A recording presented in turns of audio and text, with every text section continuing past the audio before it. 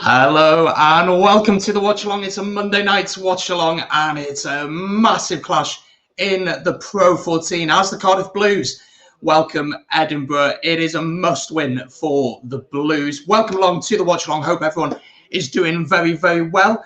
Excited to have you alongside this evening. If you're watching, you've not yet done so, make sure you hit that like button down below. Subscribe if you're new. Don't forget, there is also the option of a super chat if you'd like to contribute financially. That's an option if you're on YouTube. No pressure on you to do that at all, but it's just there if you'd like to do that. So good to see so many of you in the chat already. We're going to get certainly to it. And we are delighted to be joined by a guest this evening, my co-host of the Welsh Rugby Roundup show. He's a Cardiff Blues man. I'm wearing a Cardiff Blues top specifically for this game tonight and for him, and he's buzzing that I'm wearing the shirt. You never thought you'd see an Ospreys fan in a shirt. Ospreys already secured Champions Cup rugby. Can the Blues do it this evening? I'm delighted to say that I am joined this evening by Ben. Ben, how's it going, my man? Good night, Minnie. I am bricking it. I'm not going to lie. It's one of those that we should win. You look at the lineups. You know, we've got a really, really strong side out. I just worry if the pressure of Europe will force the Blues to play a little bit too much. But you know, these are the nights that you get paid the big bucks for. This is the night you count on your big players. So, come on. Let's hope we can do it. Absolutely. So many of you in the chat already. We will get to your comments in a second. There's not long till kickoff. The other game going on this evening as well is Scarlets against Cardiff. So we'll also keep an eye on that. But this is a must-win game for the Blues. They've got to win to secure Champions Cup rugby. The top four in each conference get Champions Cup. So if we look at the table quickly, then that's how the table currently looks. So the Blues sit in fourth. A win here will secure them the Champions Cup rugby. They need to make sure that they get the win here. So it's a massive game for them. Let's have a look at the Blues team first, and then we'll get Ben's thoughts on the team. This is who they've gone with. A few interesting selections, but a fairly strong side. So I will go through this team, and we will have a look at who is starting for the home team. So starting at fullback this evening is Matthew Morgan with Harris and Summerhill on the wings. Ray Lilo plays at centre alongside the youngster Thomas. Thomas usually plays 10, but he moves to the centre for Jared Evans at 10 with Lloyd Williams at 9. In the front row then you have Rhys Gill, Belcher and Dimitri Arhip with Davis and Thornton in the locks. Robinson, Turnbull and Ellis Jenkins then at 7, leaving a bench of Christian Dacey, Rhys Carey, Dylan Lewis, James Ratty, Alan Lawrence, Lewis Jones, Max Llewellyn, and Hallam Amos. So that is how the Blues line up this evening. Ben, your thoughts on that team? Happy with the selection of Dai Young? Yeah, I think considering the resources we got available and the environment that sort of the players will be in tonight, I think it is definitely the best team that's out there tonight.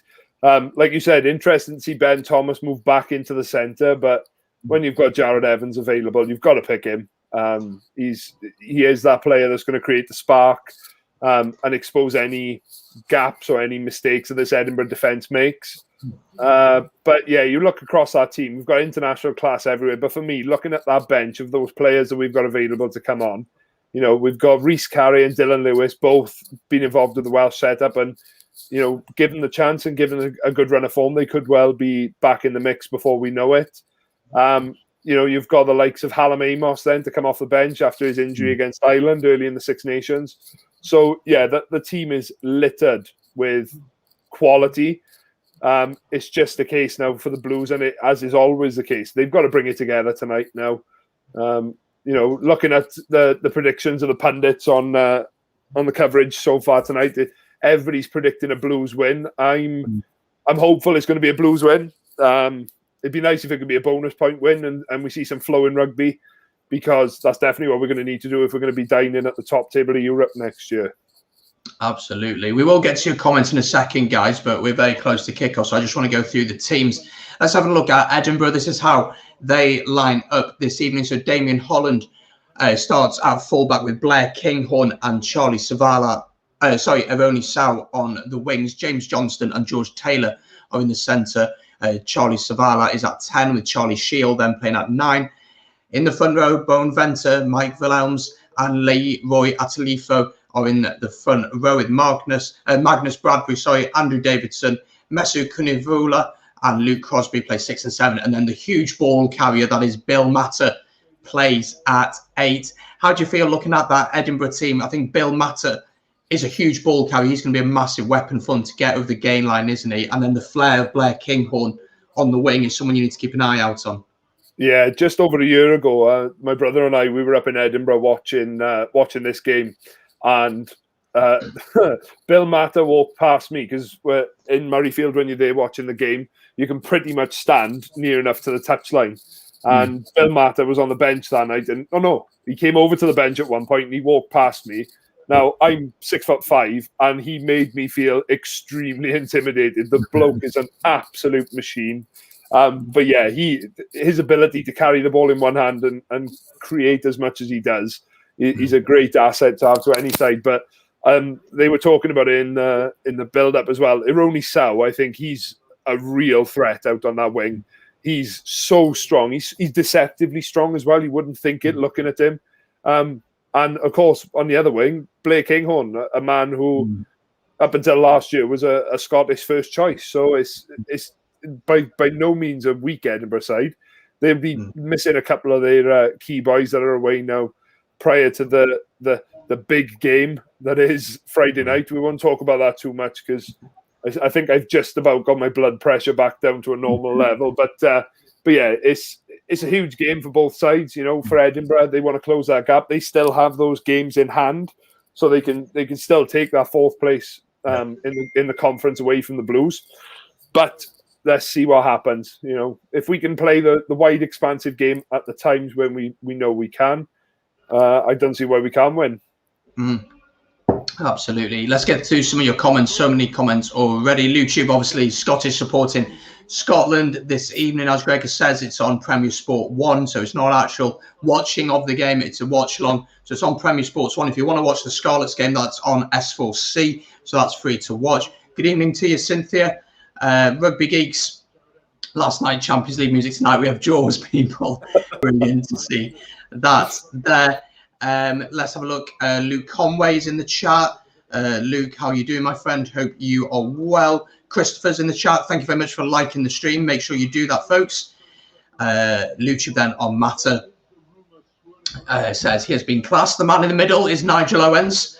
We'll see what he does this evening.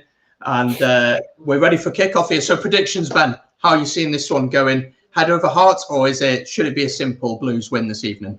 Oh, it's going to be far from simple, mate. This Edinburgh side, they're our bogey side. We haven't beaten them in the last 3 appearances, last 3 games between the sides. We haven't managed to beat them, so they definitely are our banana skin team. But I think knowing what the Blues have got on them, that we know the Blues step up on a big occasion, and they've got to treat that as if it is tonight. This is a European semi-final for the Blues or a European final, because without it, we're struggling for next year, and we've lost the ball from kickoff. Yeah, so Edinburgh with ball here on the Blues 22. Edinburgh obviously have a game in hand on the Blues, so the pressure is on the Blues. If the Blues get the job done today, though, they secure Champions Cup rugby, which would be brilliant, because then we'd have 3 teams in the Champions Cup for next season. We'd have the Scarlets, we'd have the Ospreys, and we'd have the Blues, which is what we want to see, the Welsh regions at the top of the European game. It's been a while as well, that I'm trying to think back to the last time the Blues were up in the top tier, and we're probably talking a few years back when they were in the group with Lyon. I think they had Saracens that year as well. But yeah, it's important, especially we talk about the growth of the Welsh national team this year. We need more of our Welsh sides competing at that top level to attract that higher caliber of player to come across and play within the regions. Absolutely. Decent defence there from the Blues, pushing Edinburgh back. So I'm currently on 1 minute and 40 seconds. That's where I'm up to at the minute in this one. Gregor says Nigel is the ref. We have a Frenchman, bonjour. Still hurts. It still hurts. I'm going. Good night. Bonjour, Stefan. Hope you are well. Yes, what a game. But don't worry, I will be Scottish on Friday. mate, I'm Scottish now. I've got a pair of tartan pants that I'm going to wear majority of the week. I'm going to eat haggis until Friday night. I'm going to read some nice Burns poetry for inspiration. You know, I'm going as heavily Scottish as I can. But if you think about it, I was talking to someone in work earlier on today. If you look at it realistically, looking at the way this Scottish team is playing, do you see them losing by 3 converted tries? I just don't see it happening. I think France are going to have to play at such a high intensity and such a high risk level that, yeah, they could well score those. I think they could also be susceptible to concede a few against Scotland. So it's going to be a mouth-watering game. Oh, absolutely. I was very impressed by France's desire to win, because something that's been questioned of France is how much they truly want to win. The ability to implode, which they nearly did with the red card. And sometimes just this ability to just give up in games. And I think Sean Edwards has cemented that into them. No, you keep going until the last play. You keep going. Don't you dare give up halfway through a match. And that's what we saw from them. And we had 13 men on the pitch. It's always going to be difficult. But against Scotland, it's difficult to understand where Scotland are at, because against Ireland, they should have won that game, really. The only reason they lost was because the amount of mistakes they were making in the match. You know, knock-ons, couldn't get their line out sorted, although Sexton's territorial kicking was really good. And then against Italy, I mean, it's Italy, so it's very difficult to gauge where they're at in that game, because, I mean, I bought Hugh Jones, my dream team, for the weekend. I was looking at his stats. They read amazing, but you realise that he had half the field to play with for much of that game. So it's difficult to judge where this Scotland team is at, but I think it being in Paris helps. I don't think Scotland have won in Paris for over 20 years. So that's going to play a big part as well. I would like to say that that Scotland can hold them out for less than 20 points and a bonus point as well. It'll be interesting to see, because what is the mindset of Scotland going into it? They can't. I don't think they can still win the competition, can they? So what's in it for them, really? I'm not too sure. LouTube's comment is what's in it for me. If I was looking today, if you look at the points difference, if Scotland win the game by 6 points, they finish second. and for them, that has to be that'd be their best finish for a number of years now. And I think they really have to aim for, you know, it's for Scotland, that's a massive step forward. You know, even considering losing the 2 games that they have against Wales and against Ireland, they could still come out of it with a really decent finish. So you know, they've got their own things to win as well. You know, and imagine if France lose the Six Nations for the 2nd year on the trot by points difference. If it comes down to points difference for the 2nd year in a row, oh my gosh. Absolutely. Rugby Geeks, just to let you know, the Prem players have been released. So, and Finn Russell has been named in the squad, in the 32-man squad. So it seems as if Racing have released him, which I'm very surprised that Racing have done that, considering that's their national team playing against Scotland for potential Grand Slam. So I'm really surprised that they've done that. Yeah, but it's one of those as well that, like France, they want to beat the best sides in front of them. Like we've said so many times in our previews on our Welsh Rugby Roundup show. If you look at the way that the French side is building, they're building towards 2023. There's no doubt. You know, you cannot argue that they're aiming for that 2023 World Cup. So at some point they are going to have to win something. But as we mentioned before, I don't think it's essential they win this tournament in particular, because the position they're in at the moment, they are getting right up there to being one of the top competitors. There's a few small areas in their game which they'll want to tidy up on. But I think as a whole, I think they're looking really, really good at the moment. They are very much so. And I think they'd give any country in the world a good game at this point. I really think they would.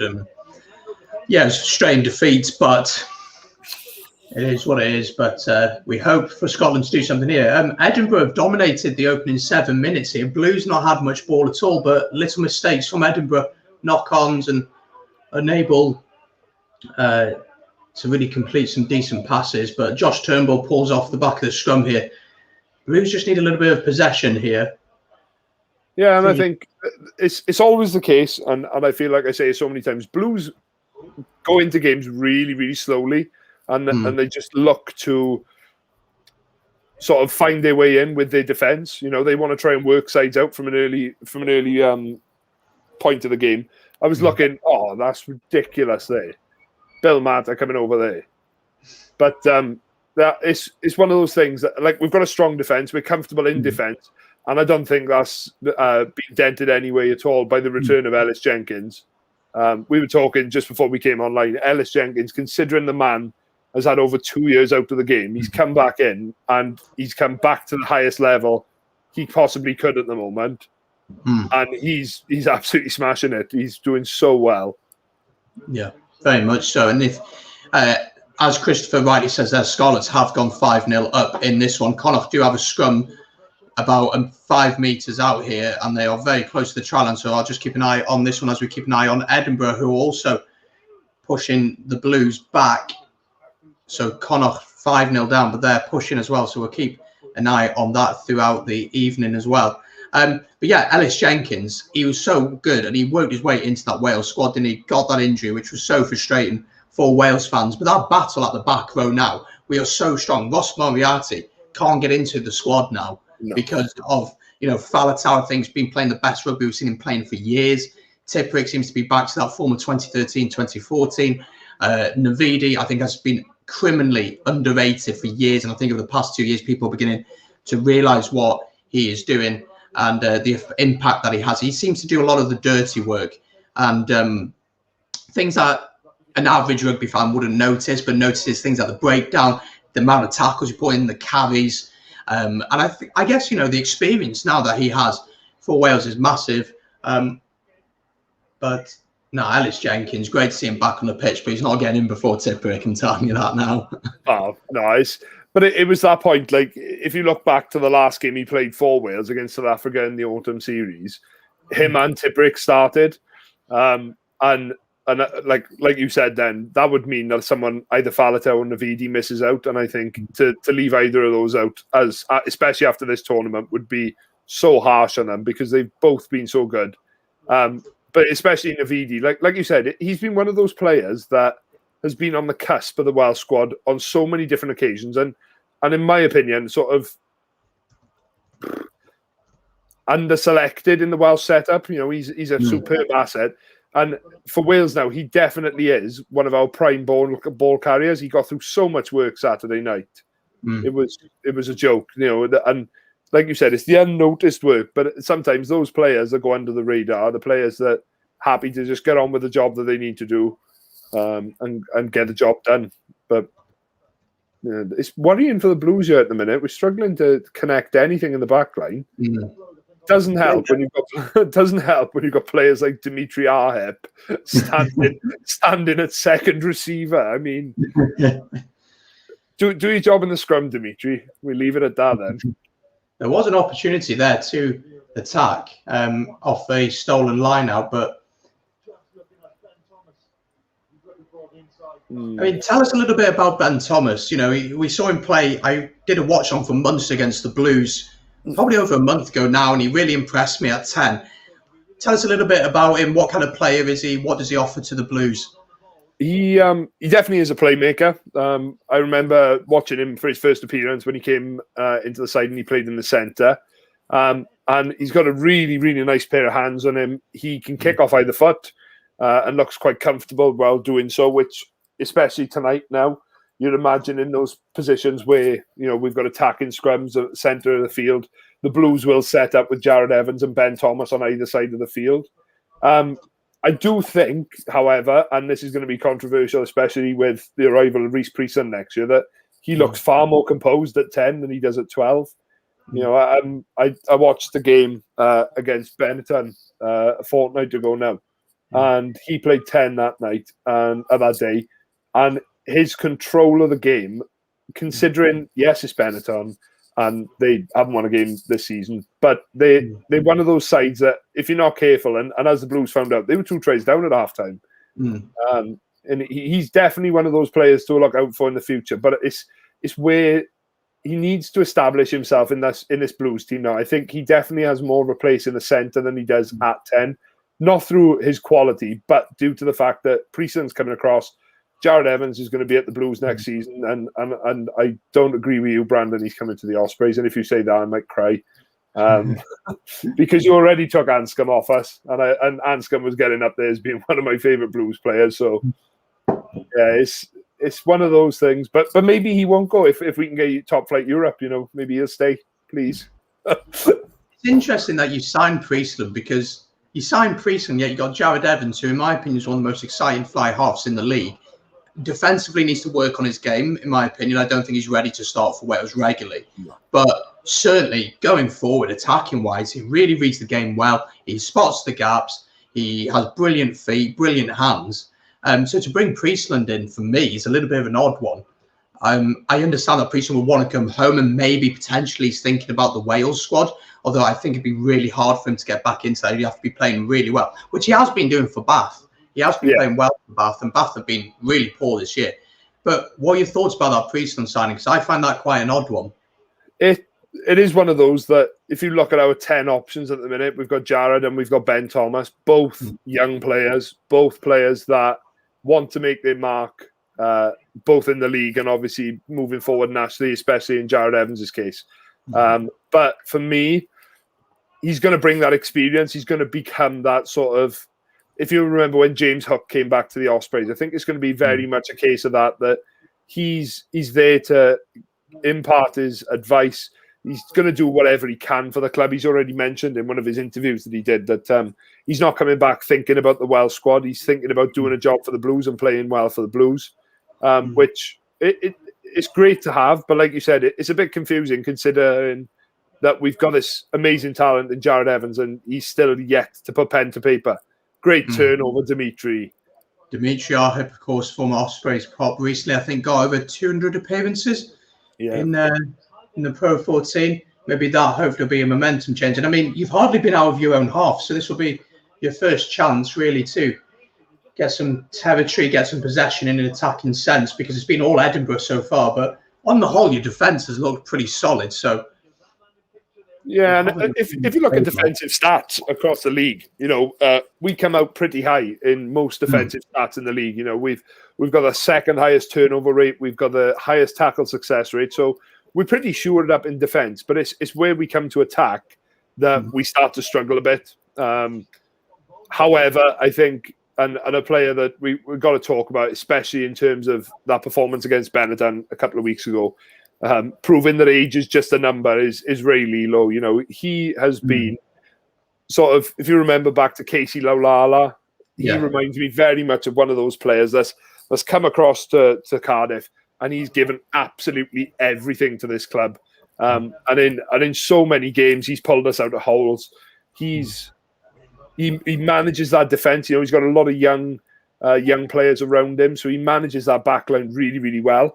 But what I'd like to see the Blues do here, and I think he'll try and put that point across, is just to build some phases. Like I said, we've hardly had the ball. We've spent most of it in our own half. Just spend some time with the ball, try and put Edinburgh under some pressure, and see what cracks we can make. It's early on in the game, and especially with someone like Lloyd Williams at 9, who I know you, Brandon, are the biggest fan of, and you were screaming for him to start. You were screaming to start against France on Saturday. But he will organise this Blues pack. He will pull them around. But yeah, it's good to see him trying to build a little bit of play. I've noticed a lot. Ellis Jenkins is being used a lot, and not just in this game, but in the last couple of games as well. Matthew Morgan, nice little break. He's playing a lot in the middle of the field, and he's given that extra attacking option in midfield. I think this is his third carry in this little play here. So I don't know what the plan is there, but this is looking pretty good so far. Some strong ball carriers from you going forward there. Right up to the 5-metre line. Big tackles coming in. No advantage there, so it'll be penalty to the Blues. If I was you, I'd take the points here. I mean, it's been all Edinburgh. I think you just take the points, get the scoreboard going. 15 minutes into this one. I'll be fair, going into this game, I was strongly under the presumption that we'd have to win this game with a bonus point and hope that the Scarlets at the Connacht won the game against the Scarlets. Obviously, looking into it today and finding that there's 8 sides qualifying, it means that, just a win will do. So I think that has to be at the forefront of the Blues' minds. Points make prizes at the end of the day. So, yeah. Good little for the first attack, though. That looked pretty good. There was a good shape to the attack. But it looks as though... Are you going to the corner here? All the forwards seem to be bunching around Jared here. He's going for the plan. He is going for Connacht have taken the lead against Scarlet, 7 points to 5. 15 minutes in that one. So we'll keep an eye on that as well throughout the evening. Scarlet's down to 14 men as well. Someone's been given a yellow card in that one. Ben Whitehouse, the referee of that. Oh, I'm sorry. I'm not I'm not the biggest fan of Ben Whitehouse. I'm not going to lie to you. Is he the one that likes to talk loads? There's one that doesn't stop talking during a game, and it's good to have good communication. But there's one who wants to get involved too much. I'm not sure if it's Ben Whitehouse. It might be. Because I think he did our game, Ospreys against Blues in the new year. I'm sure he did. Yeah, he did. Oh, Jared Evans has missed. He's missed from right in front of the post. It hit the post and bounced back out. Blues still have possession, though, here in the 22. How's he missed that? I don't want him at the Ospreys if he's kicking like that.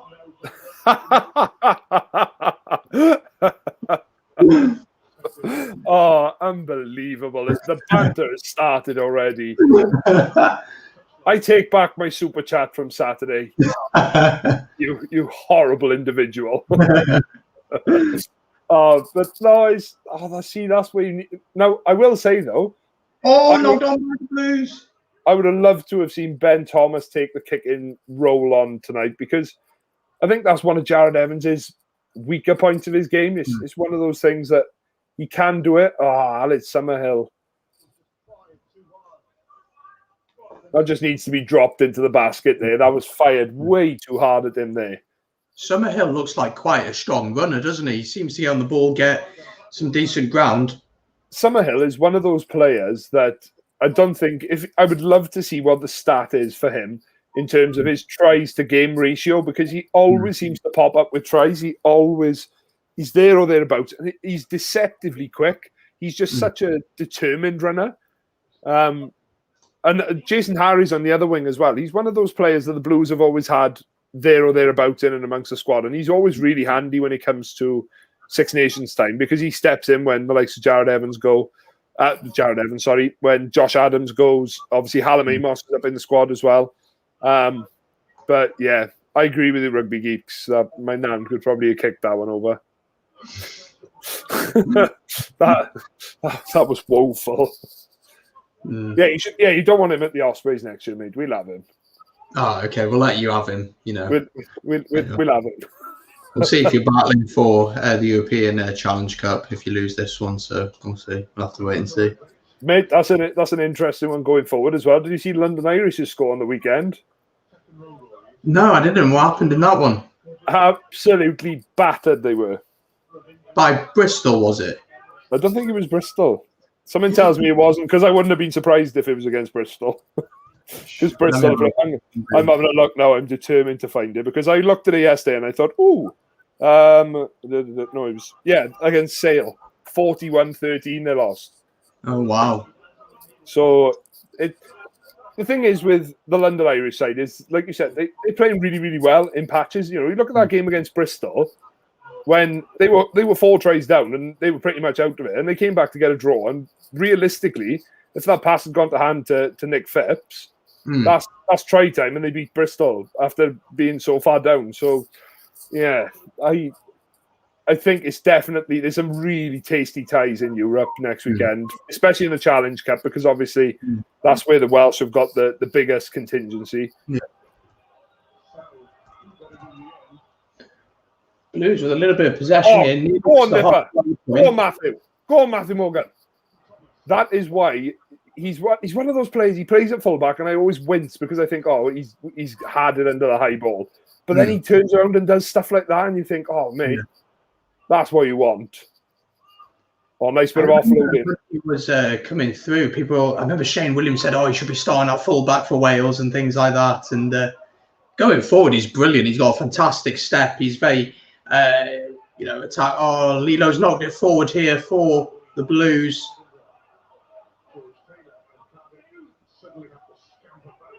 Oh, I've turned mine off on mute so that it doesn't affect the stream. But I could hear the sweet voice of Eddie Butler then. Oh. That was the only soothing point on Saturday night. Matthew Morgan with a little bit of space to run. Tackled those a little bit isolated. And yep, caught at the breakdown. Isolated. Will be a penalty to Edinburgh, maybe within kicking territory, this one. Still 0-0, 20 minutes gone. How do you assess this opening 20 minutes or so for the Blues? A very, scrappy game so far, isn't it? Cagey, very, very cagey. It's two sides. You can see that they both know that they need to win this game. It's two sides that are desperate to try and secure that fourth spot. I don't know, the Blues seem to be playing, when they get hold of the ball, they do seem to be playing the more exciting rugby. Edinburgh far more attritional. And like I said to you in when we were chatting before this, that Edinburgh will look to run through the Blues. And looking at that, the comment there, Connacht have gone 12-5 up against the Scarlets. So this really, I know this. You're not going to say this, but imagine now is somebody down on the touchline that's being fed this information. You've got to say to the boys, look, you do enough here. You could end up finishing third. Yeah, exactly. If we get a win. Yeah, for sure. Edinburgh are going for the posts here. It's quite a distance out. He struck it cleanly. Is it through the posts? Yes, it is. Edinburgh lead 3-0 here at the Cardiff Arms Park. And really, for the way the game's gone, maybe deservingly so. But again, it's been a very cagey game, as Ben says. Let's have a look at some of your comments. I do apologise. I've been doing some other bits. Richard Hooey's in the chat. Good evening, Richard. Hope you are doing well. Brandon's got his blue shirt on now. Wow. Yeah, I never thought I'd see the day when I would put a blue shirt on. I never thought that would happen. And Sean, hope you're doing well, my friend. Yes, Connacht leading 12 points to 5 in that one down at Parc Scarlets. Imagine if you needed Scarlets to lose this one. Yeah. That one, but the scenes. But yeah, I think the PRO14 has been a really strange one this year. Obviously, we didn't get the South African sides come across, so we knew it was going to be a shorter season anyway. But then obviously, like I'm particularly bitter about this season as a Blues fan because the Monday Night Rugby trial has been on, and we've been involved in 5 out of 6 of them. I think it's Monday Night Rugby. It's okay, and as a you've got Monday Night Football, but I just don't think it works for me. I don't know. I've never really. It's never really been a thing for us, really. Obviously, you got Monday Night Football, of course, but it's sometimes nice to have something on a Monday night. It soothes the pain of Saturday night a little bit. But I mean, yesterday we had Major League Rugby on in the evening, which was really nice to watch, and that was a different watch long, and that was good fun. But it was a really good standard of rugby in the MLR as well. I really enjoyed it. I think it's a breath of fresh air that in some cases you need, because it is for someone who is a proper rugby fan and watches. Here. Sorry, Ben, someone's hurt here. Uh-oh. Who is it? I think it might be Harris, the winger. Oh, by Bill Matter. I think it was legal. Absolutely. It looked like he wrapped the arm, but that's knocked him for 6. That's a hit and a half. But as you were saying about Major League Rugby, the standard was much better than I expected. Although what you have to remember is that these guys haven't played professional rugby for a year. Yeah. And so for them to come, there's going to be a bit rusty. We watched Nola Gold play against Old Glory DC. It finished 26-all, so it was a brilliant match. But at the start, there were so many mistakes in the match. But then it kind of clicked and we started seeing some really nice rugby. It was really good to see that. I'm not a fan of that Tash. I'm not going to lie on Harry's. Yeah, it's a weirdo, isn't it? I think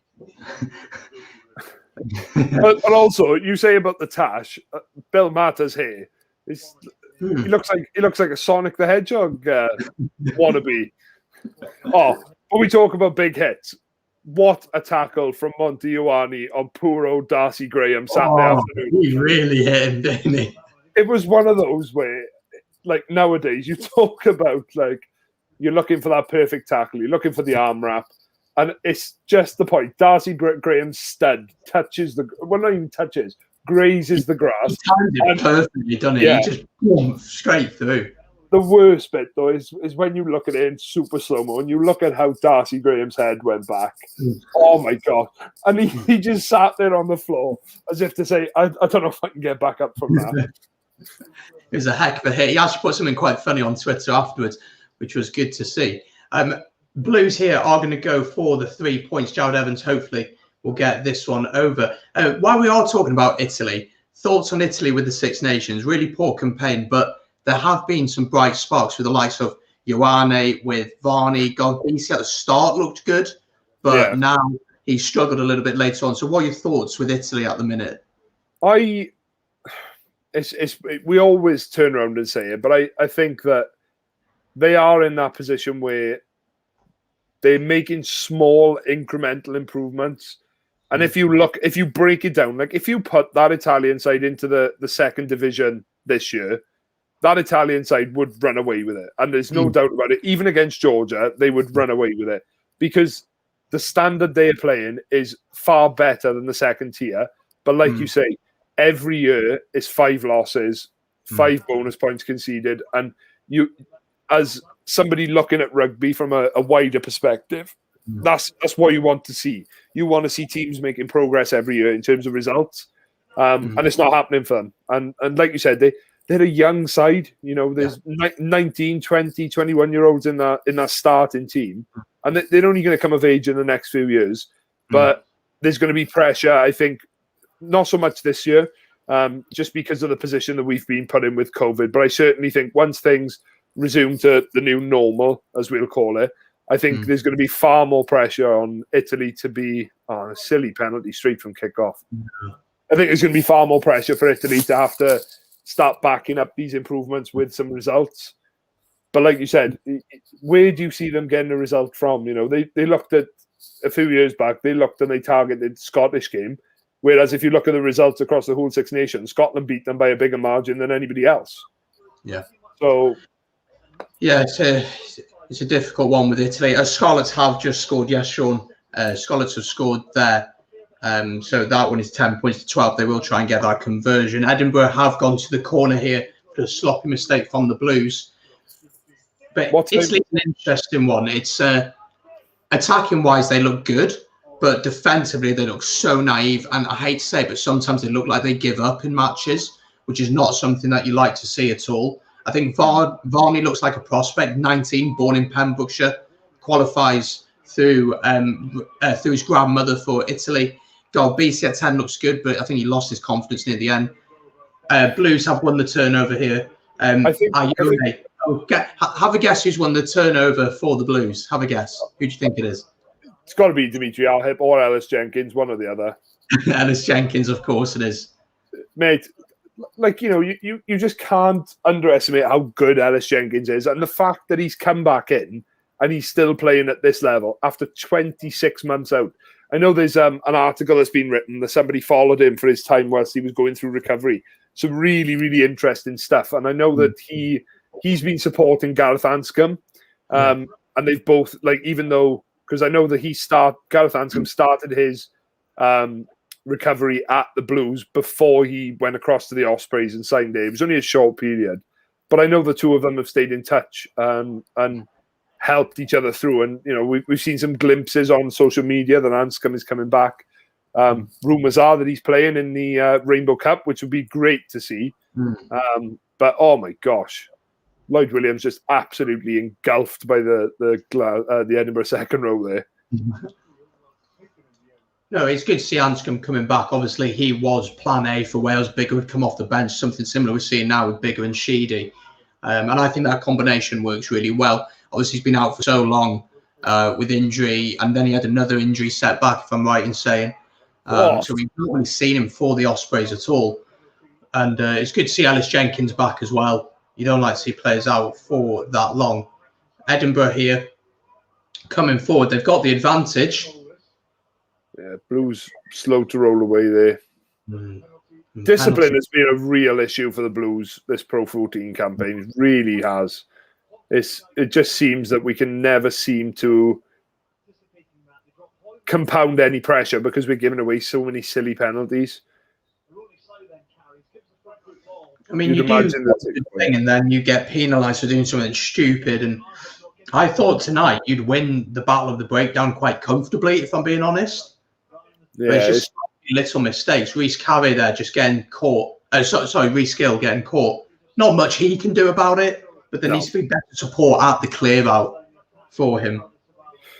Yeah, but interesting you say there, and we talked to this when we talked to Illtyd on Thursday, and you talk about in like back rows, you're looking for that balance, and I think the Blues, they've got two out and out fetchers, especially tonight in Ollie Robinson and in Ellis Jenkins. They're both players that are going to go and they're going to chase after that ball all night.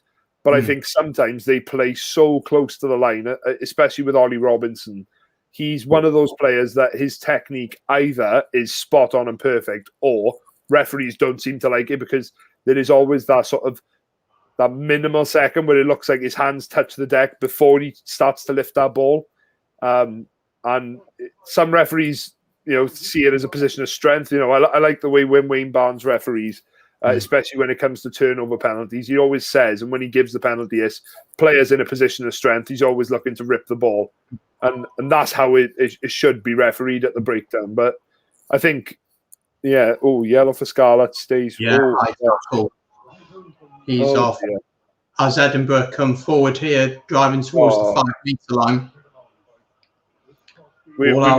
Straight through the middle. And it's a try for Edinburgh here. Really poor defence from the Blues.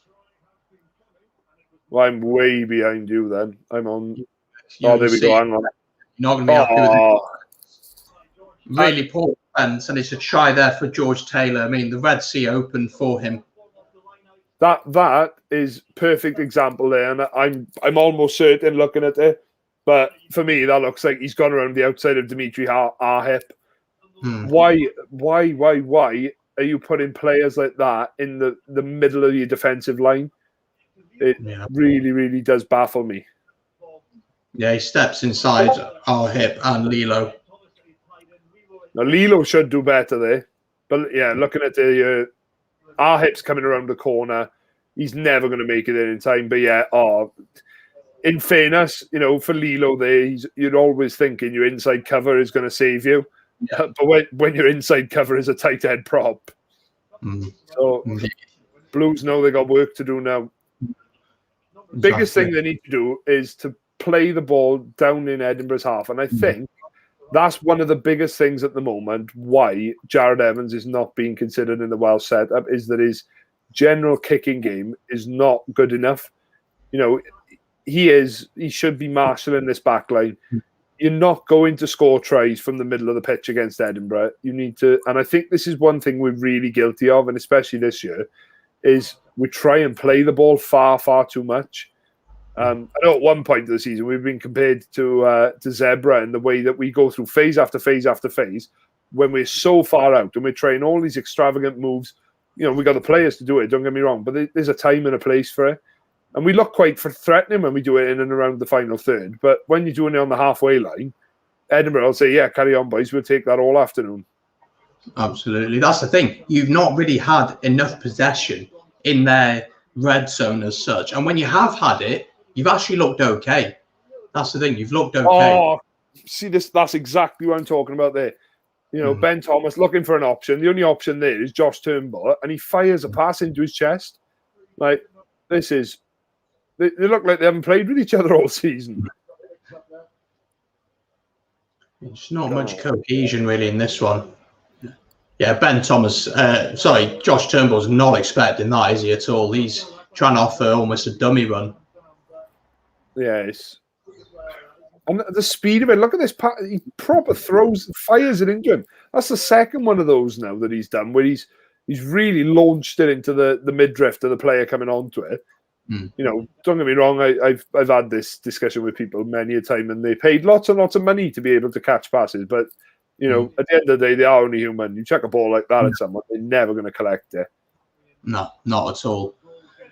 So 10 points to 3 down for the Blues here. Only a win will do this evening, really, for them, just to make sure that they are safe. But Edinburgh, of course, won last week against Connacht. Connacht have had a very good season this year, finishing second in Conference B. So they've had a good season this year. But there's been some really good players come through the Connacht setup this season as well. They've had such a good season for like up and coming talent. It's been really good to see. I love Jack Carty at 10. I think he's a brilliant. I think Aki is a brilliant player, but you know what he's going to do all the time. The Australian winger that they have, I can't quite remember his name. He played sevens for Australia. Is it Roach? Yeah, he's a really good winger as well. And they've got a lot of young talent coming through, and that's what always impresses me. Alex Wootton, against the Blues, Alex Wootton was superb. He tore us to pieces. He's got a couple of lovely tries. But again, you know, it's always that thing. You know, you look at the top two teams in both conferences, both Irish sides. You know, and you wonder if or when that pattern's going to change. You know, Ospreys have looked far better this season, and at times have looked. I'll say looked in inverted commas. They've looked the best region, but yet they let up. They make silly mistakes, you know, up in Glasgow, a point where they were winning that game comfortably and they ended up losing it. And we then lost at the Dragons pretty convincingly as well. Edinburgh have won the penalty at the scrum here. It's an odd one for the Welsh regions, isn't it? I did do a pretty in-depth video on it with the guys from Overlap Rugby and talking about the cultural differences, the historic differences, and do the regions truly represent the areas, the idea of having a region in the north of Wales and how that would work, which for me isn't an option at the minute, considering they were talking about merging the Scarlets and Ospreys together. I just don't think the finances are going to be there for that kind of thing.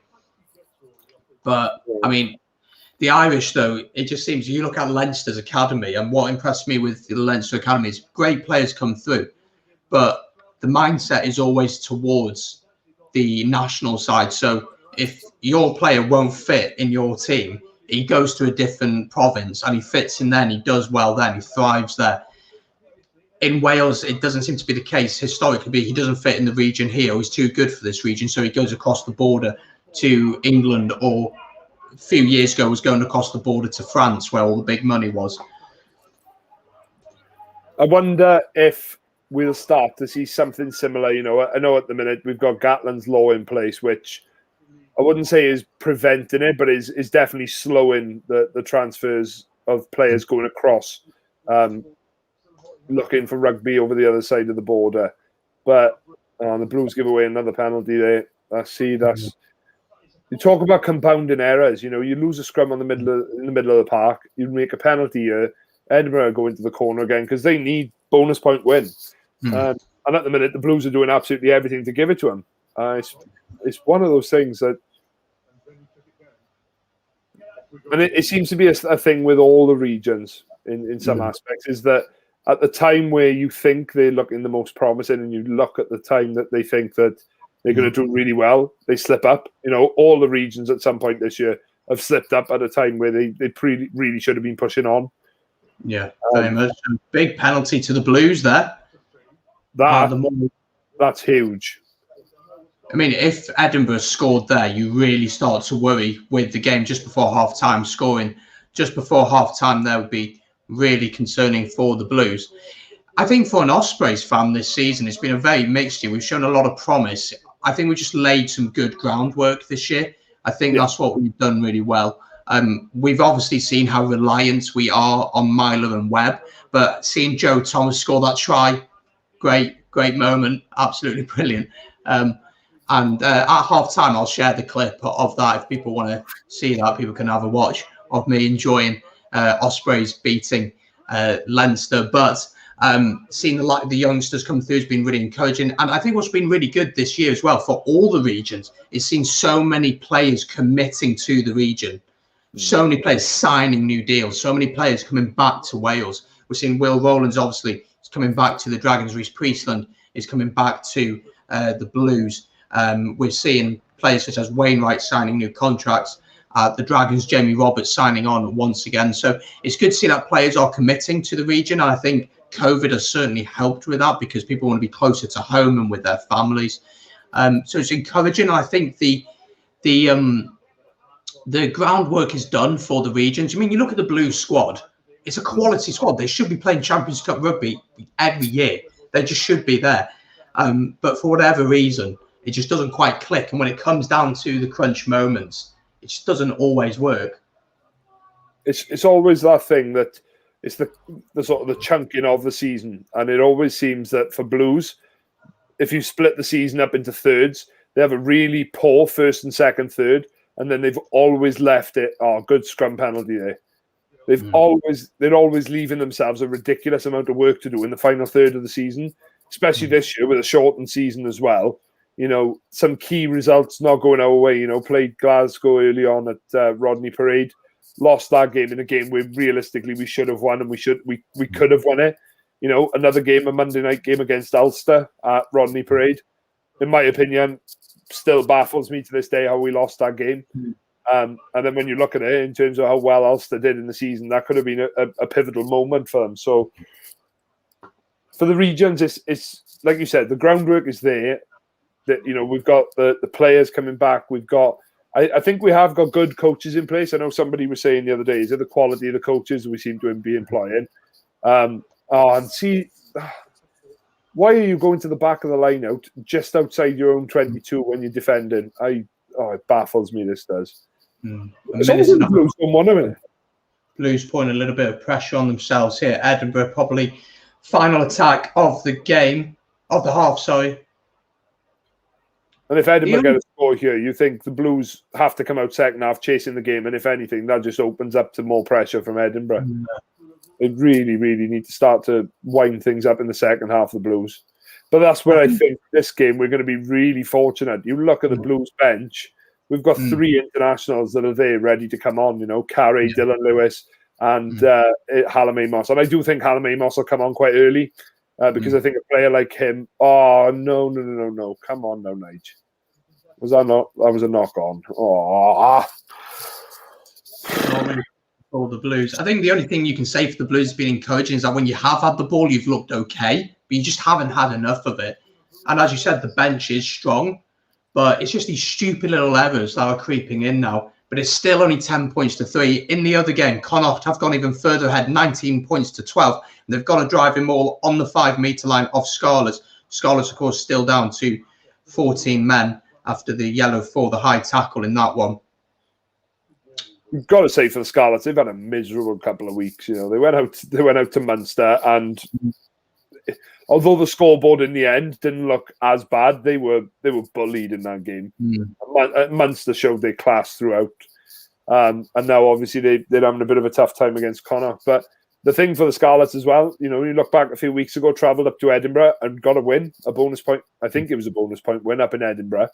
It's just, you can never really predict what's going to happen in the PRO14. And I think if you look at it and see Freddie in the chat tonight, I've enjoyed watching the Premiership far more this year because I think the standard of PRO14 rugby is absolutely atrocious. It really is bad.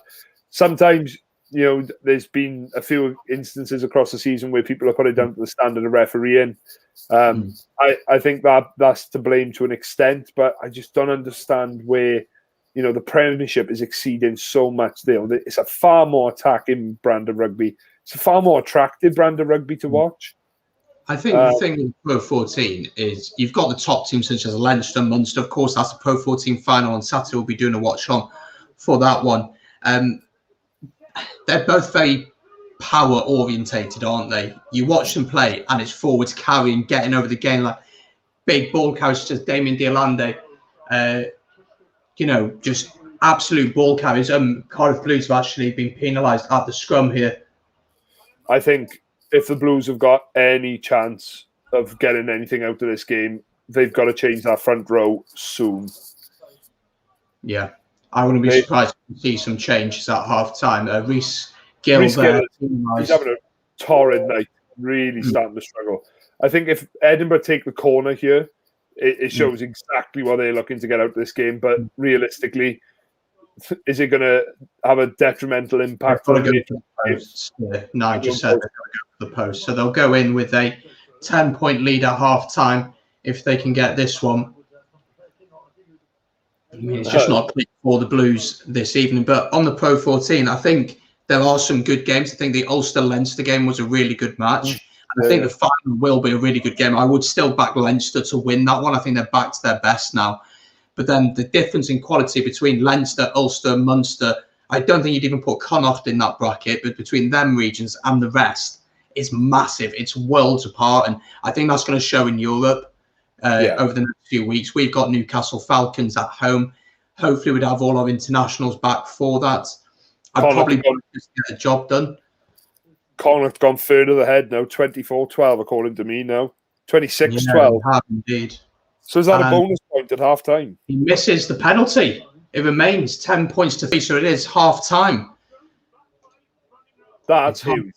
That's huge. Half time score then is 3 points to 10. Bit of a let off that. Mate, I'd be honest with you. If I'm the Blues going in at half time, only 7 points down after what can only be described as one of the worst first halves I think I've seen him play, you are literally thinking, my gosh, how lucky are we? I think second half be the kick up the arse that they need, isn't it? Yeah, absolutely. That's the hoping. We're going to take a quick break for half time. I'm going to run a few clips while we do that, so you have something to watch. And then we'll be back in about 2-3 minutes to have a look at the first half, have a look at some stats and talk about the second half. Make sure you're subscribed if you haven't done so already. And also, yes, Stephen, I will be doing a watch along for the PRO14 final on Saturday. That'll be a good one.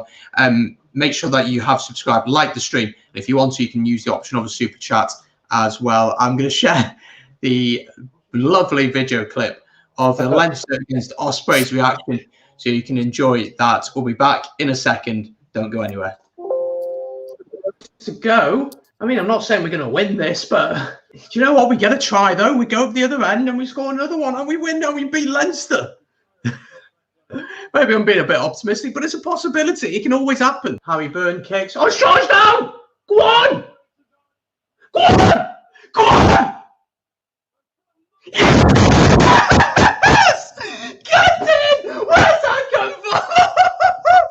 Get in! Get in! Oh, what a try! Max O'Reilly dropped it. And Joe Thomas, the youngster's flown through. Try for the Ospreys. Harry Byrne goes to the kick. Joe Thomas charges it down. Max O'Reilly can't gather it. Joe Thomas picks it up and he runs in. And it's absolutely brilliant. Get in. Oh, we're going to beat the champions. We're going to beat the champions in their own backyard. So we are going to have to play this line out. But all we need to do is secure line out ball. That's all we've got to do. That's all we've got to do. It's gone back. Just kick it off. They'll compete at the breakdown here, but we've done enough. Ruben, kick it off, lad. Kick it off. Get in. Come on. Get in. Ospreys win against Leinster in dramatic style.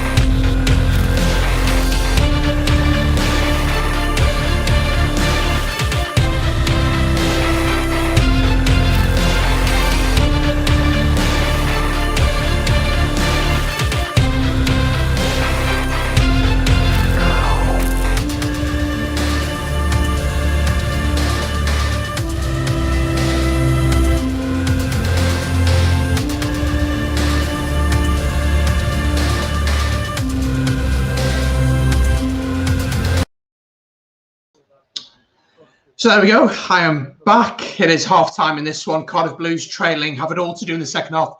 Losing this one currently 3 points to 10. Probably considered lucky to be in the position they are. Connacht leading the Scarlets 33 points to 12 in that one. So the Blues could realistically jump past the Scarlets if they can get a bonus point victory here.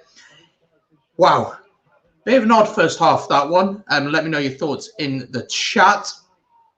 Let's have a look at what some of you are saying. We'll get Ben in just a second. Sean O'Farrell on the PRO14 says, I think it's because there are no promotion and relegation in the league. Something we'll certainly get the thoughts of Ben on. Plus, the other teams like the Irish sides have good strength in depth. That's what I think. And as Richard clearly says there, Scarlets trailing there 33 points to 12. So all to do for the Scarlets this evening. Lots of work for the Welsh regions to do. Going to be a busy week on the channel, folks. Got a video coming out on Wednesday night. And then, of course, we'll have a preview for Scotland against France on Thursday night with a guest on the channel. And then we'll do a watch-along on Friday night. I might have to be Scottish for that one. But we are, of course, focused on the Blues this evening. Let's welcome back Ben into the stream. Ben, summarise that first half. It's been scrappy, so cagey. But you consider yourself lucky to be 10 points to 3 down. It all depends, mate. Do you want the PC version or the non-PC version? Because our first half was shit. There's no two ways about it. I think, though, if now I've gone and had a little think about it, you know, Edinburgh thrown the kitchen sink at us in the first half, and we're only 7 points down. So there's definitely something the Blues can get out of this game. I think they need to scrap the fact, you know, there's definitely not going to be a bonus point win in this game. I think the biggest thing they need to do now is to win this game. It's going to take a little bit of grit. I think the Blues seriously need to consider bringing on the likes of Carey and Dylan Lewis early. Not only will they shore that scrum up a little bit, but they'll also offer that ball carrying element as well. I mean, Rhys Carey with ball in hand, it really is a threat. Personally as well, I would like to see Max Llewellyn come on in the centre. Gives us a little bit of direction, because it seems that the dual playmaker system is not going to work against Edinburgh tonight. They seem to be far too aware in defence, and that's, you know, that's a Richard Cockrell side through and through for you. They defend hard, they come up in your face, and they really cut your options down. So I think it is going to be a little bit more abrasive in the second half. So wouldn't be surprised if you see the likes of Carey. It'd be nice to see Christian Dacey come on as well, bring some leadership on as well, because my gosh, they lacked it in that first half. Yeah, for sure. And let's have a look at some stats, actually. Let's see what the stats look like. It makes for some interesting reading. Substitute the word interesting for dismal, I think. Let's have a look at some stats. So Edinburgh dominating possession, which we absolutely expected. Clean breaks, 2 each, 15 to 9 defenders beaten. The Blues offloading that a little bit more than Edinburgh so far. Defence, then territory. That's the story of the game, isn't it? Pretty much all the games been played in the Blues' half. They've just not really had the territory at all, not had the field positioning to be able to create much at all. Number of tackles, again, reflects the amount of possession. Missed tackles is 15 to 9. So tackle success rate is a little bit on the low side for the Blues. But that turnover is one there's encouraging, with Dimitri Arhip and Ellis Jenkins getting a couple there. The Blues kicking a little bit more than Edinburgh. Penn's conceded 6 to 5, so it's pretty equal in that department. And then the players standing out, Matthew Morgan with a couple of nice carries, clean breaks. Matthew Morgan, once again, Matthew Morgan really is standing out in the attacking sense for the Blues.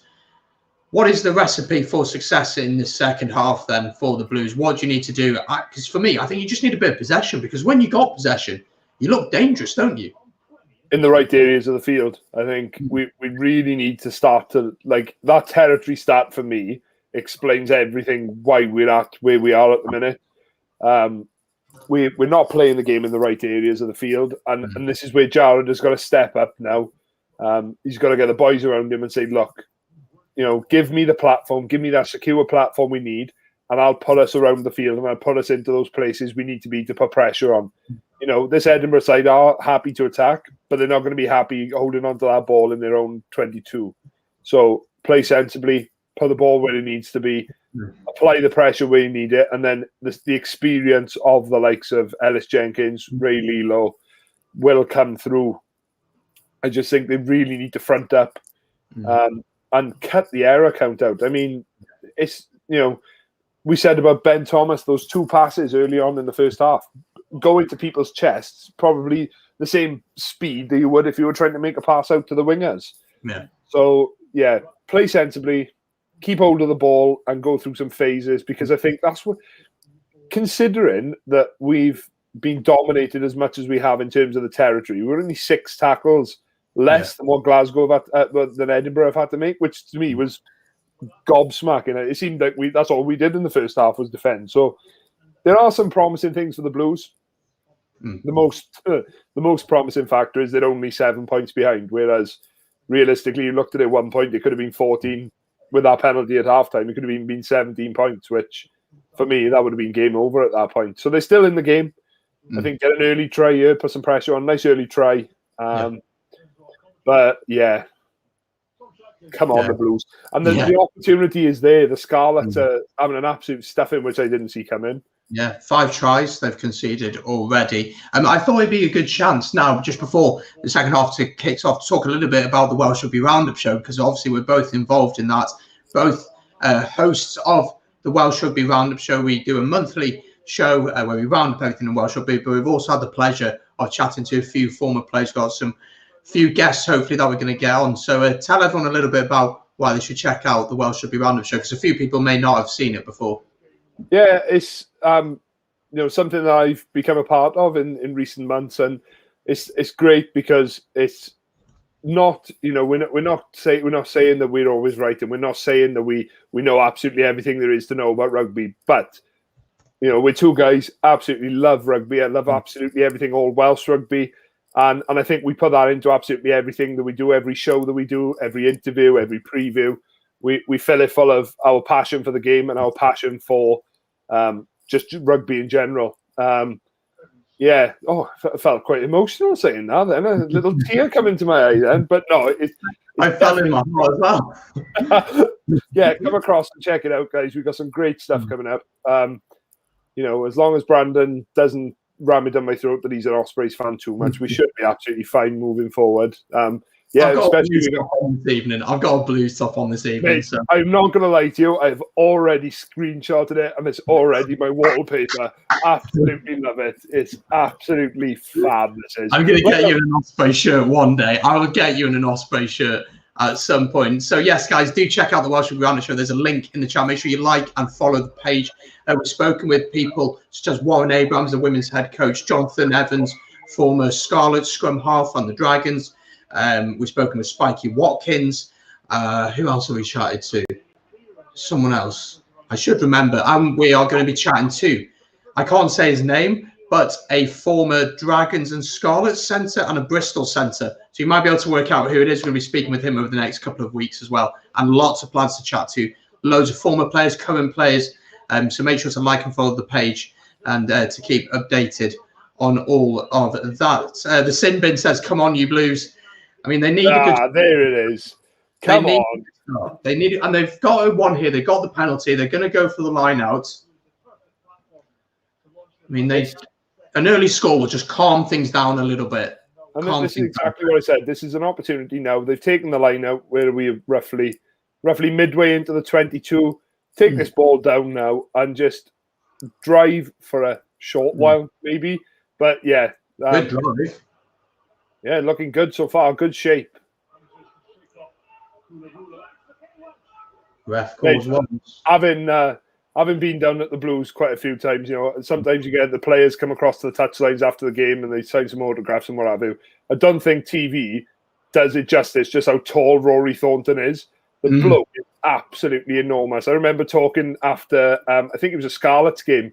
It was a Christmas derby a few years back. And he came over to the touchline and there were some family members of his that were stood by us. And he'd taken his boots off and he put them on the barrier next to us. And I just remember looking at them and I said to him, what size are they, mate? He was like, size 17. He's absolutely huge. The The Blues going forward then here on the 5 metre line. Don't forget, if you're watching, you've not yet subscribed, hit the subscribe button and like. And don't forget, there's an option to use the super chat if you would like to, or to buy stickers and post them, and they'll come up highlighted in the chat. Good positive start from the Blues here. Advantage to the Blues as well. This is exactly what they want. What would Di Young said at half-time to the lads in a PC manner? What would Di Young would have said to them? Pull yourselves together. You know, you've got a lot of potential out there. We're only 7 points behind. Just keep doing the simple things and just make some stuff connect. I think, you know, there we go. There's the penalty there. I wonder whether he takes the points just to settle the boys down, because I don't think he takes a scrum here. I really don't see him taking a scrum here. The scrum hasn't been strong enough, and in all fairness, the scrum is not a Blues strong point. It's really difficult to say at the moment. You know, we're at that stage of the second half. It's very early on. You'd be surprised if they would make changes this early on, but you think for the Blues to get this result they need tonight, they need to start making movements pretty sharpish. Definitely.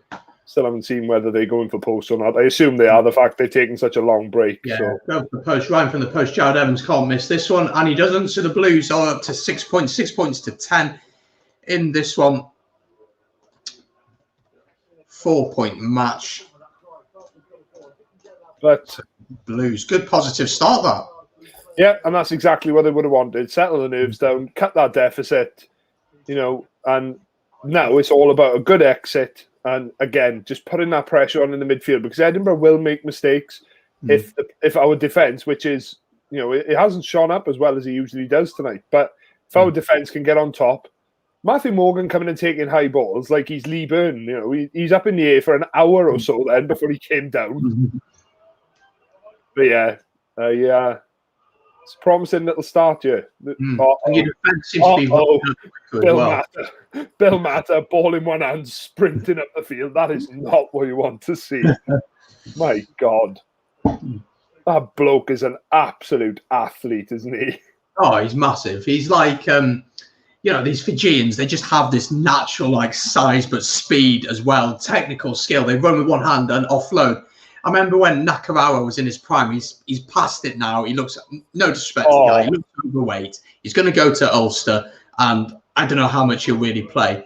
I mean, do you start Nakarawa over the likes of Ian Henderson? Although I don't think Ian Henderson's great, do you start him over the likes of...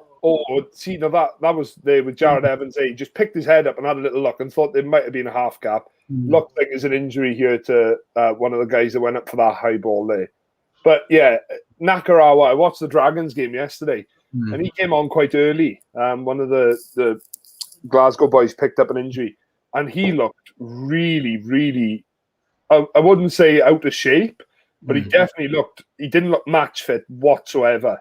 I know there were some rumours that he suffered an injury and his approach to his rehab was really lackadaisy. Yes, I've heard that. Yeah, he was very sluggish. He was very much on his terms then. But on his day, Nakarawa was one of those players. And you know, if anybody has got that player in their side, the Blues had it last year. And if my brother's listening, he'll know.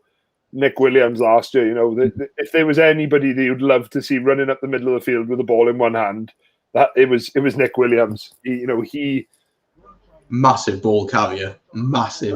And that's where I think the one thing we're massively missing this year, and we've talked about this on the Roundup show, I think it was the first one I talked about, is if you look across the regions now, like we've said, Moriarty, for me, is one of those players you need in a side, someone who's got that grit and determination, and every time he catches that ball and he keeps hold of it, he wants to make yards, he wants to punch holes in defences. And the Ospreys with Morgan Morris this year and Gareth Evans as well, two great ball-carrying number 8s. And for me, one of the signings for the regions of the season has got to be Callum Mahoney to Scarlets. He's been superb for them. Yeah. But the Blues, like, you know, when Navidi comes back, I assume he is going to take up that number 8 position, and he will do a really, really good job there. For sure. Scotland scored. Oh, good. Jeff Hughes scored for them, so they're 17 points to 33 in that one. 5 minutes gone in that one. Thank you, Richard and Sean, for pointing that one out. Scrum to the Blues, halfway between the 22 and the 10-metre line. Oh, just seen you a comment there, Freddie. Am I looking forward to the Irish game? After I saw them play against Bristol, no, not really.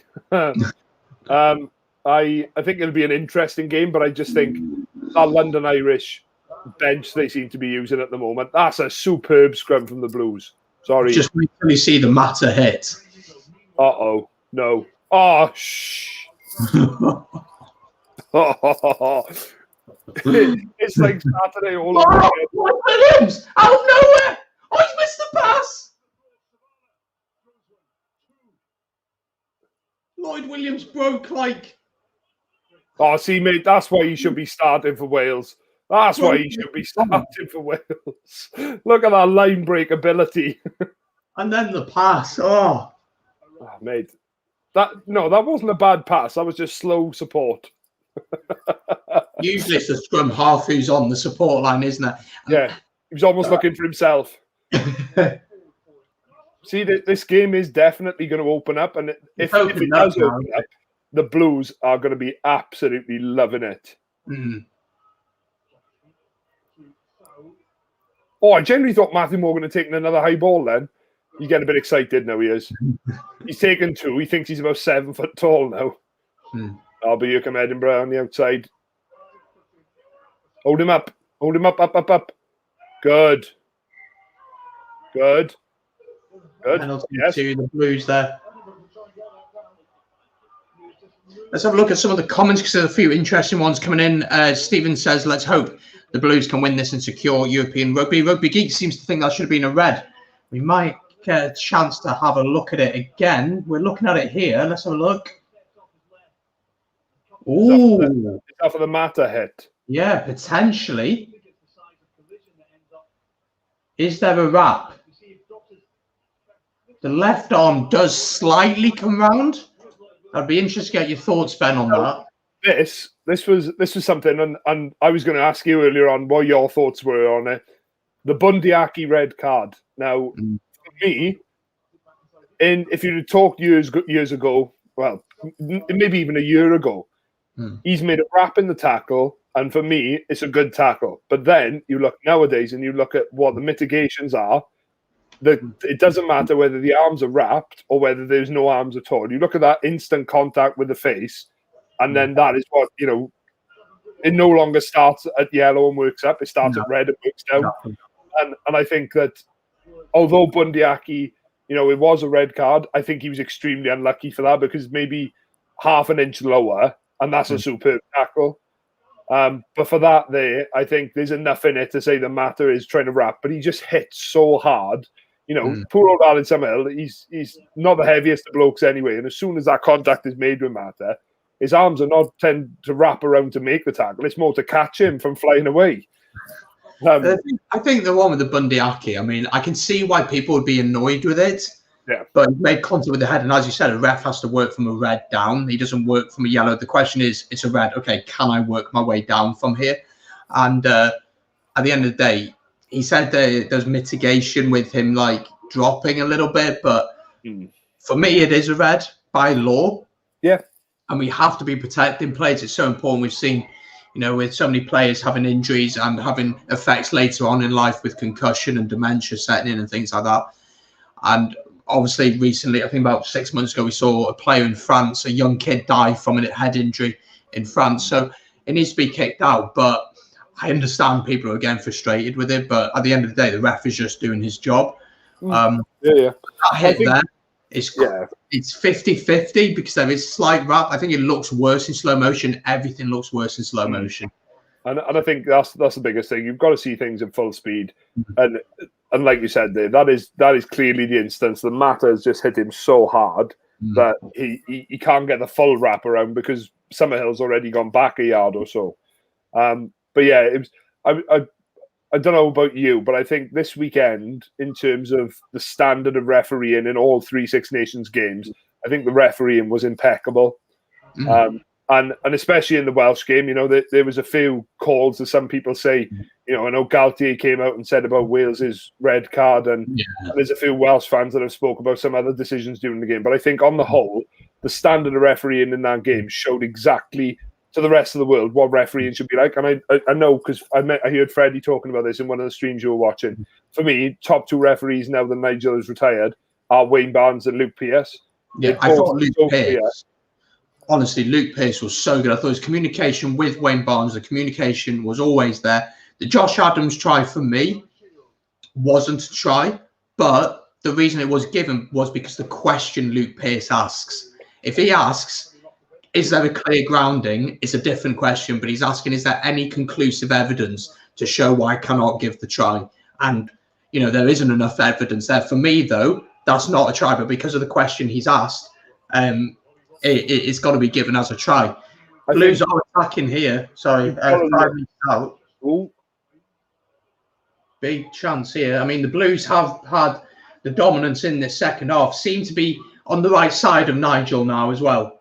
Yeah, the scrum seems to have definitely picked up since halftime. I don't know what the boys have been told at halftime, but the scrum seems to have definitely picked up, and they do seem in the ascendancy now. But it just sensible rugby here now. Pick and go, using the forwards. And this is where we are strong. We played Connacht at Rodney Parade earlier this season, and 2 of our tries came from, multi-phase play this close to the line. Blues still pushing here. Can they get the try?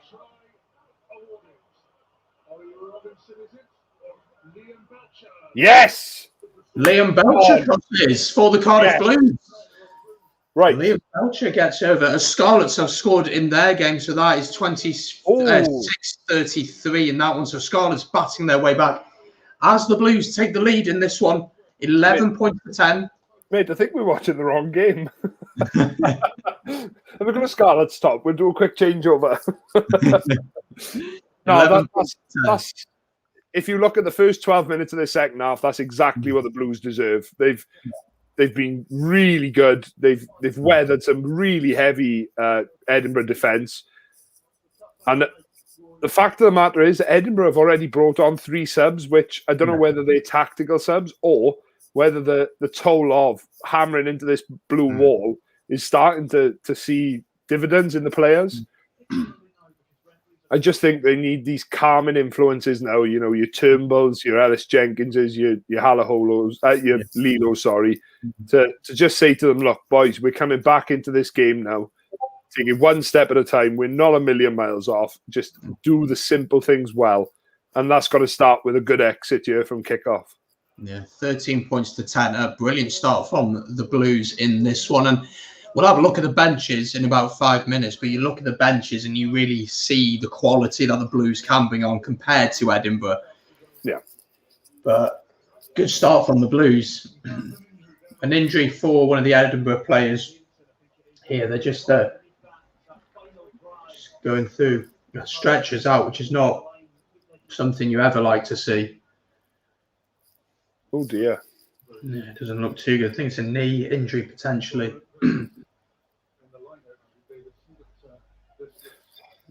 Oh, dear. A couple of people watching this one from the flats above. Oh, mate, I was talking to my brother earlier on, and he's got a friend that lives down in one of those flats. And can you imagine living in a flat and having rugby on tap, during the season? That's and during now, especially with COVID, because you can't go there. I know the they were saying in one of the last games the Blues played at home, they were like looking at the number of flats compared to the amount of people that were stood on the balconies. They were like, something's going wrong here. But no, to be fair, this pause in play now might do the Blues a favour in terms of just settle down, reset the clock, 0-0 and go from there. I know it's a cliche, but that's the mindset you've got to have in these must-win games. We think when the Blues went up to Edinburgh a few years ago in the Challenge Cup, we got 2 early tries, but then after that, it was very much a case of you're playing cup rugby. But yeah, loving that comment. Second row ornate with a filthy goose step. Mate, I think I only ever tried a sidestep once, and my coach slapped me across the ear for doing it. He said, "What was that all about?" I said, "Oh, I thought I could take him on the outside." He was like, "Mate, there's no taking anything on the outside." No, I'm not playing at the moment. Have been looking to get back into, but unfortunately, as is the way of the modern world, career has dictated that I had to go and find a job. Yeah. And I had to start earning some money, so that took precedent. So I just sit and talk to Brandon about rugby now. What a joy! What a joy! But yeah, if you haven't subscribed to Brandon already, don't take the fact that he's an Ospreys fan to heart. He is, some really, really great content. Even though I'm wearing a blue top today. I thought you'd nice me today. Mate, I was just going to say, apart from the perforated eardrum on Friday night, mate, me and you were a good, we're good. I had a mess around with a super chat on Saturday. Didn't have a clue what I was doing because I was far too many beers down. and I still stand by the fact you missed my comment on Friday night. I did say I would subscribe to the super chat if you got a tattoo of "I heart Lloyd Williams" on your ass cheek. Never doing that. Never doing that. He's okay. The thing, he's not the standard of what we've got. And I think it's been interesting to see the likes of Kieran Hardy. I mean, people will know. I wasn't the biggest fan of his, and obviously he's completely proved me wrong. But I think I could back up my opinion with stats, so I did. So the stats showed that he wasn't performing that well for the Scarlets. But for me now, I'd be interested to get your thoughts because you're obviously a Blues fan. Who is the starting 9 now for Wales? Let's say we had a summer tour, no Lions. Who would be starting at 9 for Wales? Would it be Kieran Hardy or would it be Thomas Williams? I think although Kieran Hardy came in and did a really great job, he really ignited that back line against Scotland when he came on. And he did a superb job against England. But for me, I think it is Thomas Williams. I think his speed of play around the base of rucks and mauls. I think, especially in the modern game, when you look at what your 9 does for you, nowadays, it's how quickly you can transition from defence to attack. And for me, of the options we've got available, Thomas Williams does that the best. I will say Gareth Davis, he had a really good game on Saturday night, and he did... at times get a backline moving when he needed to move. But yeah, Thomas Williams for me. And for me, he pushes for a starting place with the Lions because I think you're looking at form scrum halves in the 4 nations at the moment. I think you've got to say Ben Youngs is... Blues here. Matthew Morgan into Summerhill. Yes. Summerhill tackled into Lilo. Can he get there? Come on. Come on. Oh, that's got to be up there try of the season. What a try. Yes. From their own 22, Ben Thomas finds Matthew Morgan. Lovely step. I mean, he has just stepped a prop. What is a prop doing there? Out to Summerhill. Summerhill shows really good strength. Beats the first man. Is caught, but Lilo with a great support line. And the Blues into the corner. I mean, just calms the nerves now. Yes, Scarlets have scored another try, 31-33 in that This makes it very interesting now. The Blues have scored 2 tries in 15 minutes. Scarlets are coming back into it. This now becomes the battle for third place that we thought we might have had tonight. Indeed. At the minute, they do pick up the losing bonus point, though. But that's such a good try. And this is what we were talking about earlier on, is that the Blues are really good at spotting an opportunity, and that transition from counter-attacking to creating opportunities to score tries, that's what we can do. It's not consistent enough by any means at the moment, but that's glimpses of what we can do. And, sprinkle in the stardust of the internationals that will come back eventually, and we'll be there or thereabouts. I'd be loving it to see when Halaholo comes back in as well, because I think he is... in the time he's been away with the Welsh team, I think he's definitely added elements to his game. His defence in the games he came on for, absolutely incredible. Against England, and that's such a good conversion from Jared. Look at that for a switcheroo with 7 points down just before half-time. and now we're right back in the mix. Loving that. We said just before half-time and as the half-time whistle went, we said, look, you're 7 points down. When you've had the ball, you've looked good in certain areas defensively, and you saw out your mistakes. And if you do, you're only 7 points down. So now you're leading by 10 points in this one. Pretty confident. Looks like he's going off, yeah.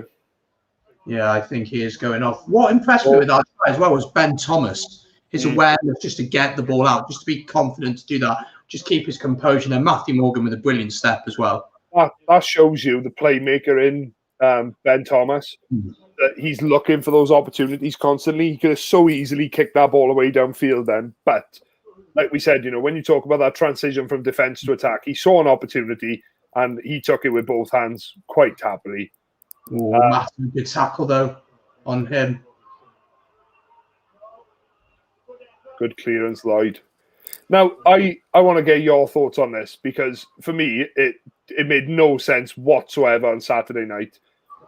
What is Wales's approach with the kicking game at the moment? Because against France, I think we kicked so much ball loosely to them. We didn't look at Doolan, especially. So Doolan had so much possession. And like you're looking at your tactic. Oh, that's not a great tackle. You're looking at your tactical kicks nowadays. You're either kicking to compete or you're kicking for distance and you're putting pressure on. For me, they were neither. They weren't kicks to compete. And at one point, we kicked a long ball, and I thought, oh, here we go, good chase here, put some pressure on.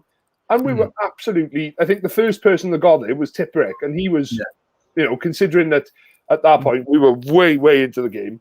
Yeah.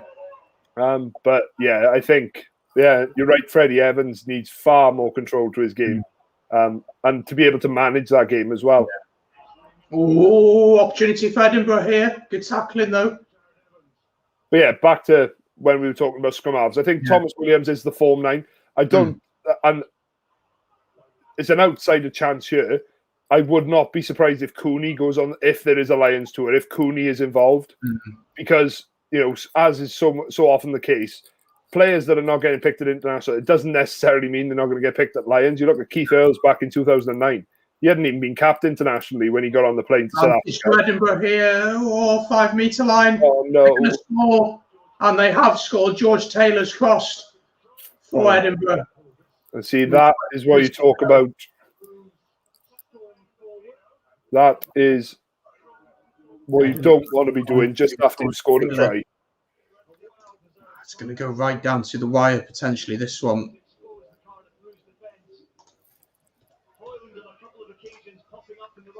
It's a lovely line from the fullback. Matthew Morgan does get the tackle.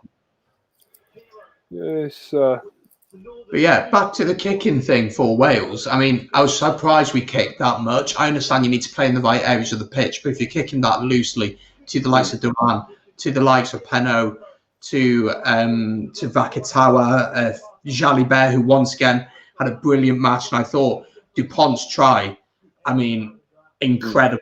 Yeah. Like the chip over the top, and then DuPont, who offers the best support lines in the world, is right on his shoulder.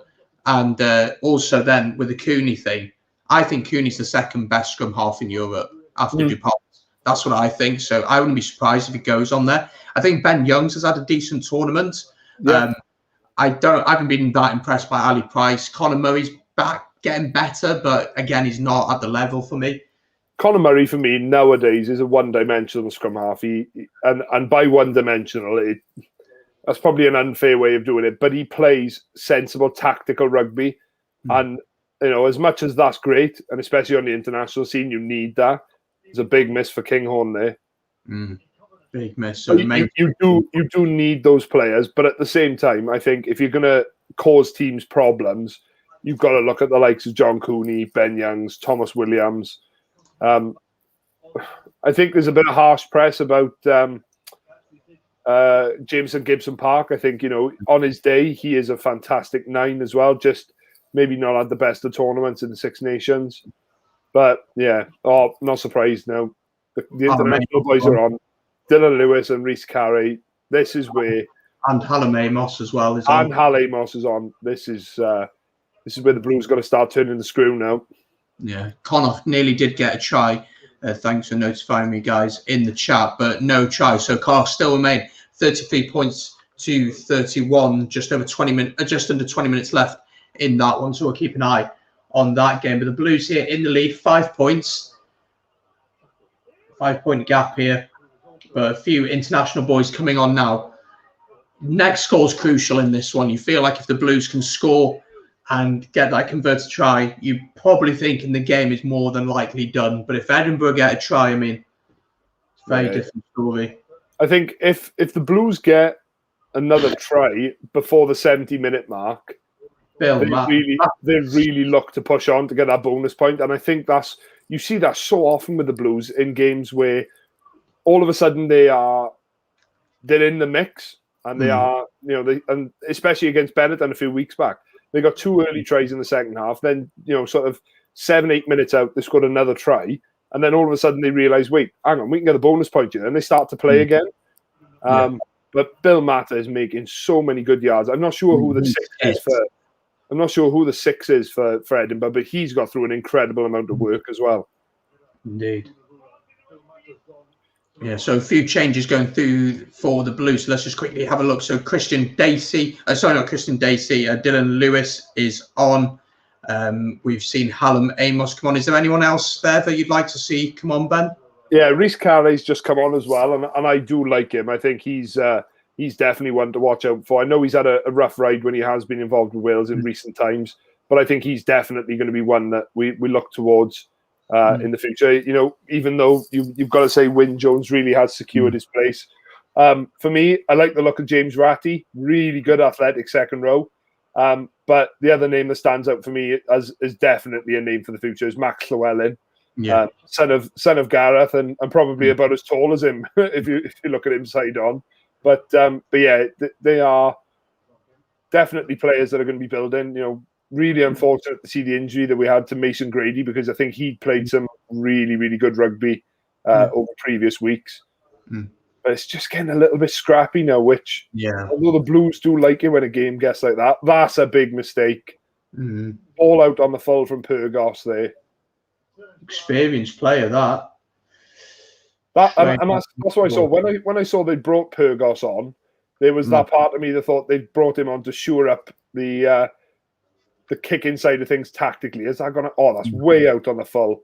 Way overcooked. Yeah.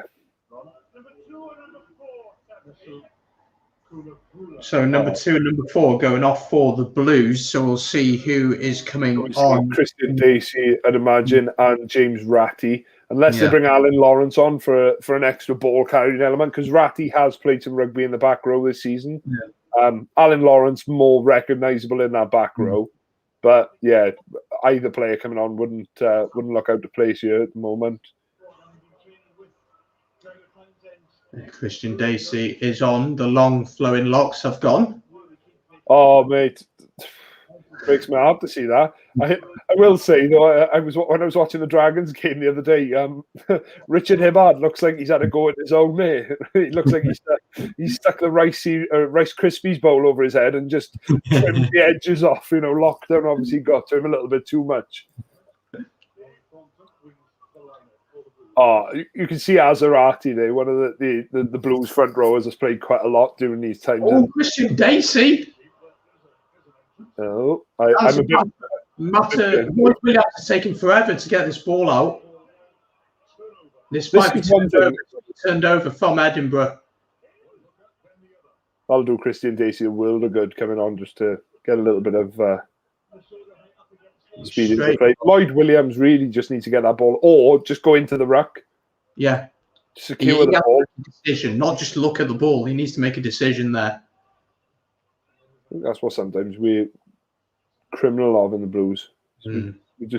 Our decision making just seems to be a little bit off at times. But 15 minutes to go yet, still 5 points ahead, and at the end of the day, that's all the Blues needed was the win tonight. So I think it's all about game management now. I don't think it's about doing the fancy stuff. No. Oh, Matthew Morgan. If you're a defender defending against Matthew Morgan, right, especially when a game starts to open up and your legs are starting to burn, you've really got to think to yourself, oh, shit. Yeah. What am I doing by here? I do not understand players that do that. Is that penalty Blues? Penalty to the Blues, it is indeed. Oh, tackle made. See, that's what I was going to say. That lateral running style, I know he's looking for a gap to exploit it, but that lateral running style, defenses absolutely love it because that's all you've got to do as a unit is just laterally shuffle across the pitch. Yeah, it's very easy to deal with it. I will say, like, whilst we've got a break here and we're watching the replay of Dacey coming through, I think, as much as it's painful to talk about Saturday, I think for me, regardless of the result, that's probably the best performance I've seen from Wales in a long, long time. I can't remember the last time I saw a Welsh side hungrier to play rugby. And what about Dan Biggar? I mean, start of the tournament, and you similarly with Kieran Hardy, I didn't understand where Biggar fit in the setup, and yes, he's got his experience behind him, but I just didn't see where he fit with the team moving forward. But he was superb Saturday, really, really was, and especially his try. I mean, I thought he was Jamie Roberts, the angle he cut to score his try. I think for Wales, it's disappointing that we lost the Grand Slam. Jared Evans, is he successful? He's missed. He had the distance, but not the direction, so it remains 20 points to 15. But yeah, Saturday, we have to be so proud of the lads. Obviously, it's disappointing to lose a Grand Slam. We wanted to win it badly, but who would have thought we'd even have been in this position at the start of the tournament? And we still potentially could win. It's going to be a tough ask for France. I would still back them to get the job done against Scotland, if I'm totally honest. I still think they'll do it.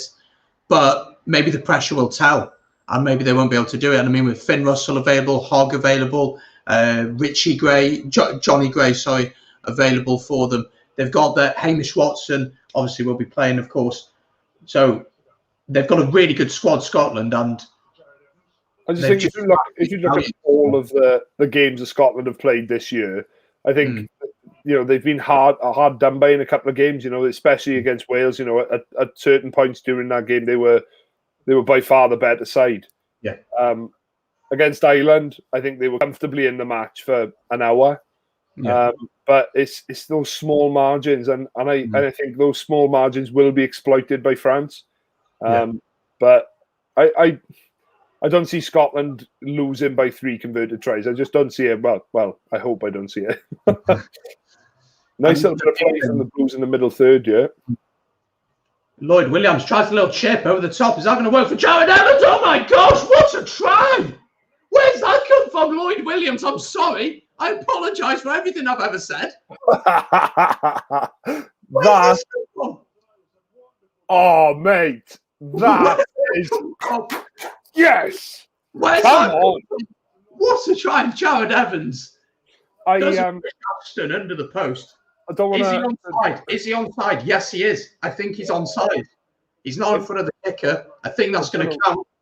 I don't know if you remember it, Brandon. The only reason I remember it, I was down in Swansea. I went to watch Ospreys against the Blues down at the Liberty a few seasons back, and Thomas Williams and Jared Evans pulled off a move far, far closer than that. I think it was only from about 5 or 6 meters out. But that Jared Evans is so good at calling that because he plays so flat to the line. He can see when it's on. He can see when the space is in behind.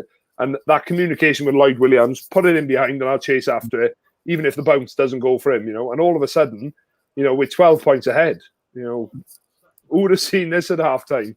One try for the bonus. I don't know how the Scarlets... 34-33 to Connacht. Scarlets, winning that one, 34-33. Oh, is it? Oh, 34. Scarlets 34. Oh. Yeah, so just over 10 minutes to go in that one. The Blues have got to look to get a bonus point here now, though. This is what I was talking about. They've secured 3 tries. They've got to realistically look at this now and say, we want to get the 4th try out of it. This is a 5-point game. Although a win does it alone, but I don't think Edinburgh are going to lie down here. I think they're still going to come back at us.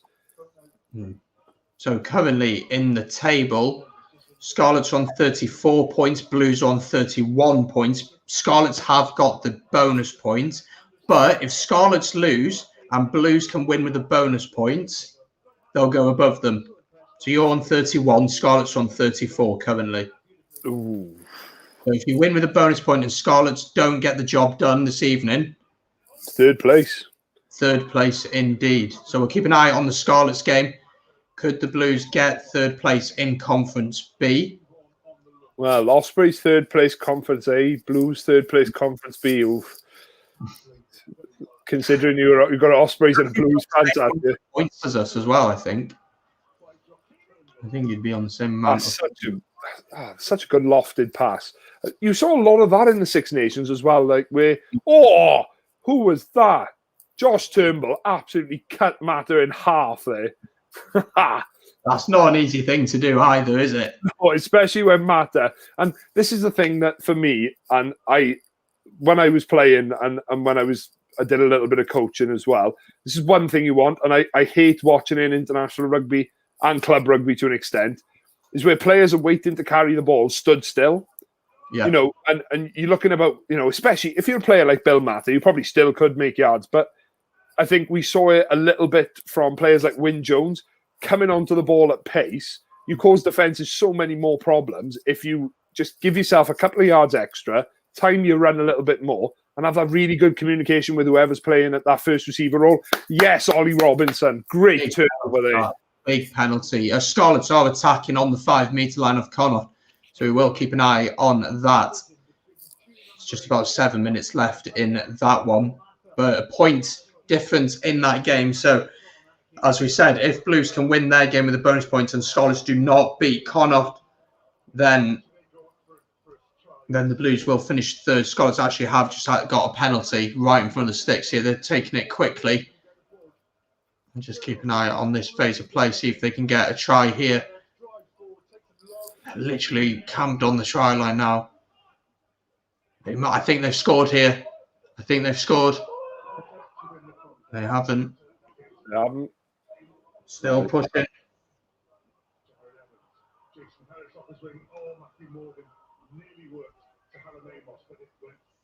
Scarlets have scored. Oh, there we go. In their game, so with 7 minutes left, that will put them beyond a score. So you think Matthew Morgan, I want to see you take that. Oh. So you think that would probably secure third place for the Scarlets? Yeah, and to be fair, I think if you look at it across the season, I think the Scarlets thoroughly deserve third place. You know, they have had rough patches, but you know, which team hasn't this season? You know, we're in one of the strangest full seasons that we've ever been a part of. So I think all the players, and that's one thing you have to say, you know, regardless of whether you know, Benetton down at the bottom or Leinster up at the top, you know, you've got to take your hats off to all players this year for adapting to the lifestyle that they've had to be able to play rugby during these difficult times. And we've got to be grateful as fans watching on as well that we've been able to watch these sorts of games. Absolutely. Matt's coming off here. Yeah, Matt's coming off. You think about Major League Rugby, I mean, they've been without rugby for a year and obviously kicked off this weekend, which was awesome. But without rugby for a whole year, it's not easy to do that. And, you know, the work that I've done a few videos with the guys from the Rugby Rant, and the work they've been doing over the year without any rugby to actually talk about is incredible. What they've been doing over there. I've just seen Freddie's comment from a little bit earlier on about Carey, whether he's going to go back to the Saris. I would assume so. I know that the Blues deal is not a permanent one. From my understanding, the Blues deal isn't a permanent one.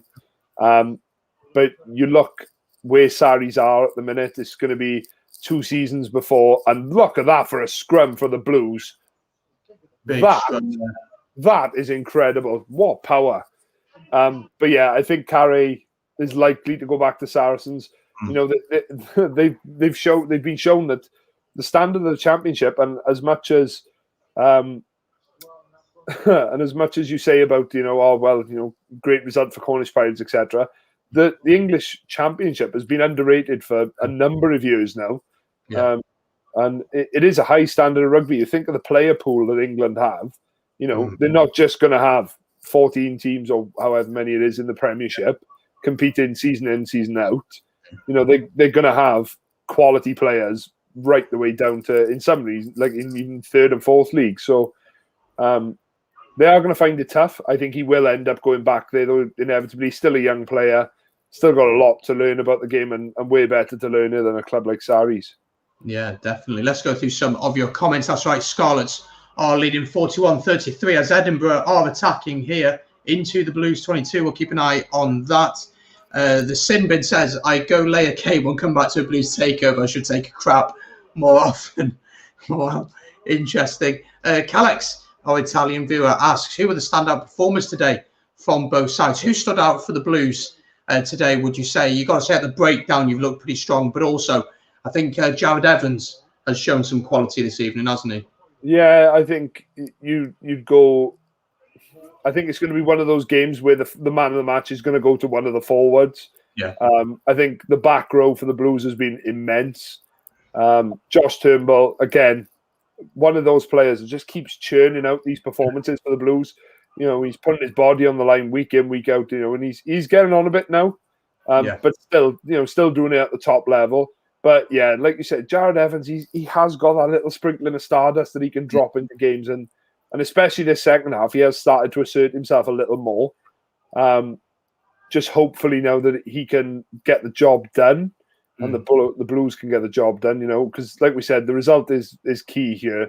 They got 12 points, 6 minutes to go. I think they'd be disappointed. I say this now compared to what I said at the kickoff of the second half. I think they would be disappointed if they couldn't at least push for a 4-try bonus. Yeah. But Edinburgh, this is no weak Edinburgh side. That looked forward. It is forward. It is. So 3.5 minutes to go. In the other game, it remains 41-33. 3 and a bit minutes to go in that one as well. Scholars. I'm really looking forward to watching the highlights from that game. That looks like. Scarlets are down and out at half-time, and now all of a sudden, they've romped back in the second half. Absolutely, they have. But it's good to see the Welsh regions finishing strongly on the whole. Yeah. This will be 3 wins for the Welsh regions on the final weekend. There we go. Not surprised in the slightest. Josh Turnbull, man of the match. Yeah, he's put an absolute shift in today.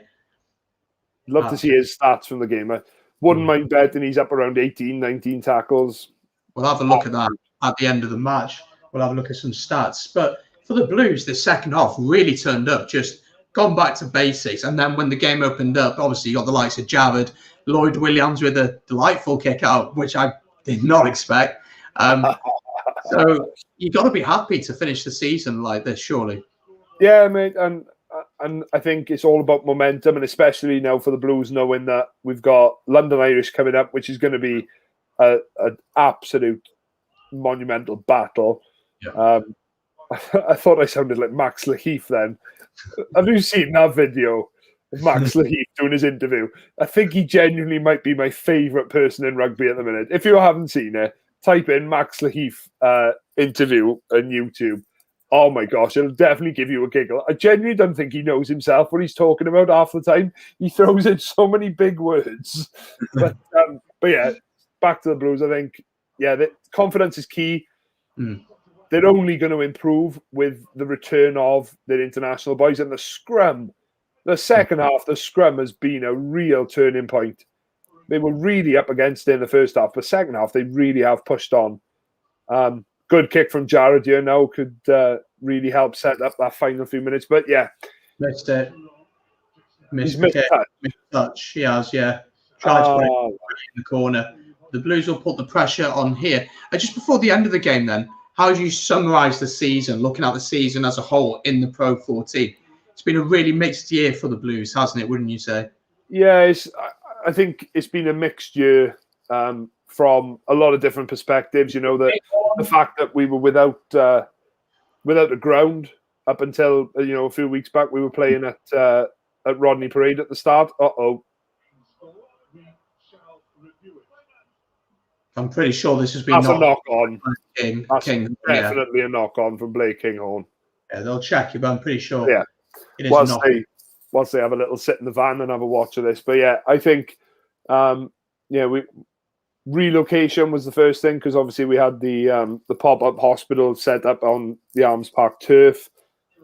Then you look at the loss of players to COVID. You look at loss of players to the Welsh team. Lots and lots of different things, and I'm not making any excuses because all the other sides have been through things like this as well. Oh, is that a knock-on before he chips it? That'll be lovely for the Blues if it is. That's a difficult one to judge. He's knocked it on though, hasn't he? Yeah, has he dropped it onto his boot or has he knocked it on to his boot? But yeah, for you, mate. I know it's your video and it's your channel, but I'm going to throw you a question just because I feel like it. Ospreys, Newcastle, confident? Yes and no. Confident because we have finished pretty well in the league, although we had a bit of a blip, obviously, where we lost to the Dragons, and who else did we lose to? We lost to someone else. Connacht a penalty in theirs. So that's 36-41. Interesting choice for Connacht to go for the post there with less than a minute on the clock. So they're going to have to run that in from their own half if they want to get a win here. But for the Ospreys, I think it's been a decent season. We've laid the foundations. Toby Booth has had another full season to really cement himself. I honestly believe we're the best region in Wales. I don't think that's been biased. I think that's honest. I think we've been the most consistent throughout the season. Good to see some youngsters coming through, but really worrying that our reliance on certain players. But against Newcastle, I am confident, yeah, but the Premiership is a level above, isn't it? And we all know that. So, again, it depends who's available for us. If we have our Welsh boys back, I'd back us to win pretty comfortably. But if they're not back yet... Is that an Ellis? Sorry, mate. Sorry to interrupt you. Ellis Jenkins, again, considering a man that's had the knee injury that he has, to get himself in that position, that's a joke of a turnover. Oh, incredible. And Blues have put this into the 22. Connacht are trying to run it in from their own half here. Oh, interesting. So it's 36-41. If Connacht can get a try here and convert it, they'll win the match. So we'll keep an eye on that. But they are going to have to run it from their own 22. The clock is in the red down at the Parc y Scarlets. So we'll keep an eye on that. But the Blues here going for the bonus point. Line out just outside the 22. That's a high tackle. Yeah. In this game, I'd say maybe not. Marginal. I would definitely say it is a marginal high. But yeah, I gotta say, the Blues went up to Newcastle in the opening round of the Challenge Cup, and they weren't at full strength, and I know it was the bonus point here, 5 meters out. Come on. Probably should have passed. Dylan Lewis tries to take it. Clock in the red here at the Arms Park. Oh, go on, Hallam Amos. They've scored. Try for the Blues. Yes! Secured. Yes! Bonus point secured, but the game is over down at Parc y Scarlets. Oh, no, mate. You've got to say, though, looking at where the Blues were at halftime, to win this game with a bonus point, that's a superb end. Well done to the boys in blue. Absolutely. And the last time in the PRO14 that we will call them the Cardiff Blues. Indeed, yeah. We did do a video on that, of course, on the 3bod YouTube channel. So if you want to check that out, do head over there and have a look. But the Scarlets have won down at Parc y Scarlets. So Scarlets secure third place in the PRO14. But Blues have got the job done tonight. Champions Cup secured. And that means we can have 3 teams in the Champions Cup next season. Let's not talk about the Dragons. But what does that mean for the Welsh regions? As Jared Evans adds the 2 points, 34-15 is the final score. How important is it that we've got Champions Cup for 3 regions? Amazing, mate. It really, really is. And I'll speak from not only a Blues fan, but from a Welsh fan. This can only improve the standard of rugby for us. It gives us the opportunity to go and mix it with the big sides in Europe. I know that, when you look at especially the knockout stages that we've got going ahead now for this season, there are massive teams in there that are really sort of dominating their leagues. it's going to be a hard task for the Blues, the Blues Scarlets and the Ospreys, because full well, regardless of whatever group draw they get, they're going to get drawn with some really tough challenges. But I think it's a time for the game to grow. I think it's we're in a good place, like you said, with the Ospreys. I think the Blues in a very similar situation, that they've got all the foundations they need. They've got all the raw ingredients they need. Speaking from the Blues perspective, I really do hope. I know it's got a bit quiet over the last couple of weeks, but I do hope Dwayne Peel comes on board. I know that there were some talks that he wasn't planning on coming on board as an assistant coach. He wanted to take more of a lead role, with Mulvihill taking more of a director of rugby role. But Dai Young looks like he's very much going to be a head coach role. So it'd be interesting to see if he does still come over. It'd be nice if he did come over, because I think that his experience with Ulster, looking at their attack this year, could really push on. And especially now the fact that they've secured European rugby for next season, I think it just makes the three regions in particular all the more attractive to go and sign up for next season. Yeah, for sure. I think it's massive for Welsh rugby, and the Dragons have shown some promise this year. They're a bit behind the other regions, and they always have been. But it's positive. Let's get through some of your comments quickly just before we jump off. Rugby Geek says big bonus points. Asks, do you think a ring fence league makes the Pro 14 less interesting? The system isn't there for promotion and relegation. The teams aren't really set up for it. It's how it's been from the start. The whole rugby structure isn't there, but we can certainly think about it. I might make a video on that at some point. Freddie Clark says big win for the Blues. Absolutely. What channel? The Scotland France game is on BBC One. I'll be doing a watch long for that on the channel. We'll have Kyle jumping on once again. He is a Scotsman, so he'll cover that. And I'll be Scottish as well for the day, for sure. So the Blues with a win into the Champions Cup for next season. Huge win for the Blues. And that is it, really, for the Pro 14 for this year. So let's go through the four regions quickly then and talk about how their year has gone and how their time in the Pro 14 has been. In Wales, we'll talk about the Ospreys. Blues. Oh, sorry. I thought you said the best region in Wales. We'll talk about the Ospreys, who finished third in Conference A. As an outsider from the Ospreys, try not to be too Blues looking in at it. How would you say the Ospreys have done this season? What's your assessment of them? I think if you look at where the Ospreys were at the end of last season, it's poles apart. The Ospreys were down and out at the end of last season. They really struggled to pull performances together, and I think up until one point they hadn't won a game up until around Christmas time. But this season they've looked far more. I wouldn't say they're the finished article, but I think they've looked far better. Myler, for me, he's going to be up there in terms of the Pro 14 as one of the players of the season, because he really has brought that Ospreys team back up to the standard that we expect from the Ospreys. Found some really, really nice players moving forward as well. I like the look of the young second row. I forget his name now. I can't remember his name, but he's played quite a bit whilst Alan Wynne has been away with, and Adam Beard obviously has been away with Wales. Really like the look of Kieran Williams in the centre. Yes. I think him and Owen Watkin are going to form a really, really nice partnership moving forward. And with the experience sprinkled around the players like Dan Evans, Rhys Webb, they're going to go from strength to strength. George North coming back into that Ospreys team, you just keep thinking of the names coming back. It is, and I will. Let me just get this lump out of my throat. But I do think that they are the best region in Wales at the moment, just because of the position they're in and the performances they put together. Toby Booth has done a superb job, and let's hope they back it up in Europe now.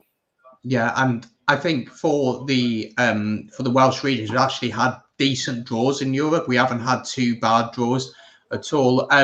Scarlets then, mixed year, they probably played the most attractive style of rugby, you'd have to say. How do you assess them? For me, again, a mixed year for them. They'll be happy with third place, but I don't know, just they haven't really kicked on from the Pivac days where they won the Pro 14. It's just kind of been steady, hasn't it, for them? Yeah, I know they had it quite tricky. Brad Moore moving away after only a season. And I think you're right. I think they've certainly tried to keep certain elements of their game that work. They like to play the wide, expansive game. I know, like, you look at the likes of Steph Evans. You know, the wingers like to get involved. They like to come in to play, and I do think that it does work. You know, it's what won them a Pro 12 a few years back. It got them to a semi-final of Europe. I don't know if it'll continue to work moving forward. I hope it does, but I just think that they need to develop a different side to their game now. I think the big thing that they're going to be absolutely gutted about is the loss of Jack Morgan to the Ospreys. Yeah, I think he was a real find for them this year. Well. Apparently on the 3, I've heard. So that's not confirmed, but I've heard apparently. Yeah, he's been one of the finds of the season for the Scarlets. But alongside that, I think a shout-out's got to go to a player that, for me, he's been consistently superb, and that's Steph Hughes. He really has held that Scarlets side together, both pre and during Six Nations, if you know what I mean then. So it's like, even when he's got the likes of Jonathan Davis in the mix, he is still that glue that holds that back line together. And he really had to step up when Hadley Parks left and move back across to play some rugby over in Japan and move back down that neck of the world. But I think he's really stepped up to the plate and he's done a superb job. You know, they'll still be gutted. You know, Patchell, it looks like he's got another injury and he's out again for a little while. But they've got players coming back now, and fingers crossed they can kick on in Europe. They got a superb draw in Europe, in my opinion. I think out of all the teams they could have played, they would have been chuffed to be drawn against Sale. Yeah. And I think they've really got to go and attack that game. And I think with a team full of Welsh internationals, they really could.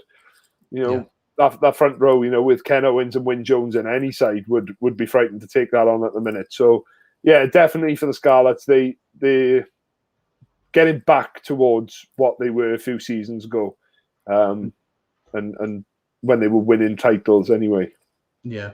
A couple of people are commenting on the Scottish side. I'm planning on making a video rating each team's season from like an U all the way up to an A star. So that'll be coming out probably next week after the PRO14 final. From the Blues, I know you've alluded a little bit to them, a mixed year for you, but a really good way of finishing the season as you look forward to the Champions Cup next season. Yeah, and that's the biggest thing, mate, is we've got that top flight Europe next season. We've had a few years down in the Challenge Cup now, and obviously we had the success back in 2018 where we won it. But I think we've definitely shown that we can mix it with the big sides. You know, when we went down to Saracens a few years back, you know, we did give them some problems, and we showed that, you know, the style of rugby we play can cause these top teams problems.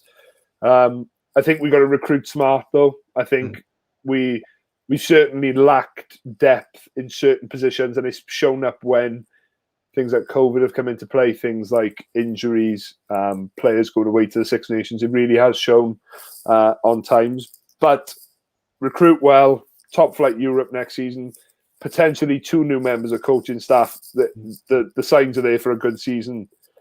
Yeah, definitely. Let's finish then on the Dragons. They're showing some signs over the season. For me, there's some good players there, but I think they started really well and then it just completely fell apart, and slowly getting back to it now at the end of the season. They do finish. They finish 5th in Conference A. Same points as Glasgow, so it'll be disappointing that they didn't get 4th place, only missing out on a 20 points difference in that one. So same amount of bonus points, same amount of points. So a tough year for the Dragons, but some encouraging signs. I think Dean Ryan is the right man for the job for the Dragons. So where would you assess their season? Because I think they're showing glimpses ahead of next year. Yeah, you know, you looked at the start of the season and you looked at the players that Jonah Holmes came back, and that was a sign that, you know, that he was looking for rugby in Wales, but at the same time, good recruitment from the Dragons.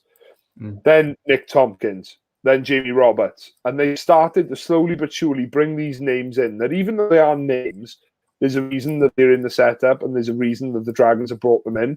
For me, the most promising sign for the Dragons, and especially over recent weeks now, is Elliott signed a new contract. Wainwright, new contract. Roberts, new contract. These players are bought into something, and for the likes of Elliott, who, for me, once Ken Owens has stepped down, for me, he is the ideal replacement for him. I just love the way he carries the ball. I love the way he plays the game, and for him to say, especially the form he's in at the moment, no, I'm not going to go and look for rugby elsewhere. I'm going to stick with the Dragons. It shows that something's there, and they're building towards something. But they are going to start impressing sides, I think. And yeah, they have massively improved over the last 3 years. They're not the pushover that everybody thinks they are anymore. I think sometimes they're their own worst enemy, and they compile silly mistakes. And I think, as is the game of rugby at the minute, is the sides look to push and sides look to get penalties out of teams and look to build like that. But yeah, the Dragons, they're definitely one to watch out for. I think that in the next 5 or 6 years, they're really going to be up there. If they can allow these players like Roberts and Tompkins to help support the development of players around them. You've seen this year with the likes of Ben Fry, Ben Carter coming into the Dragon setup, 2 fantastic forwards moving forward. They really, really, Ashton Hewitt looking electric against the Ospreys. All signs are there for good things. So there are definitely lots of good things talking about in Welsh rugby, and we can talk about it all on the Welsh Rugby Roundup show with a little plug then. Absolutely. Yes. So our Welsh Rugby Roundup show actually is taking place 2 weeks to today on the 5th of April. We'll be rounding up the action from the European Games for the Welsh regions, going into depth, and then we'll have guests on, and it'll be a brilliant show. So do join us for that. I'm actually dropping the link to our Twitter in the chat now, so go follow us over there, and make sure you hit the follow on the Welsh Rugby Roundup show, because all the details will be up on there. That's where we're going to leave it tonight. So the Blues getting a win, a fantastic win. Really crap first half, we're being honest. Didn't really click for them, but then coming back in the second half to win 34 points to 15. And Ospreys bound, Jared Evans getting a beautiful try at the end there. And that's where we're going to leave it, on Jared Evans joining the Ospreys. No, I can't see it happening, but who knows? Thank you guys for joining. It's been awesome to have you in the chat. Cheers, Ben, as always, for jumping on and covering the Cardiff Blues. If you're not yet done so, hit the subscribe button, like the stream, and we'll be back on Friday night for Scotland against France. 7:45 will start, and 8 o'clock is kickoff. So make sure to join us for that one. Thanks so much for joining today, guys, and we'll see you.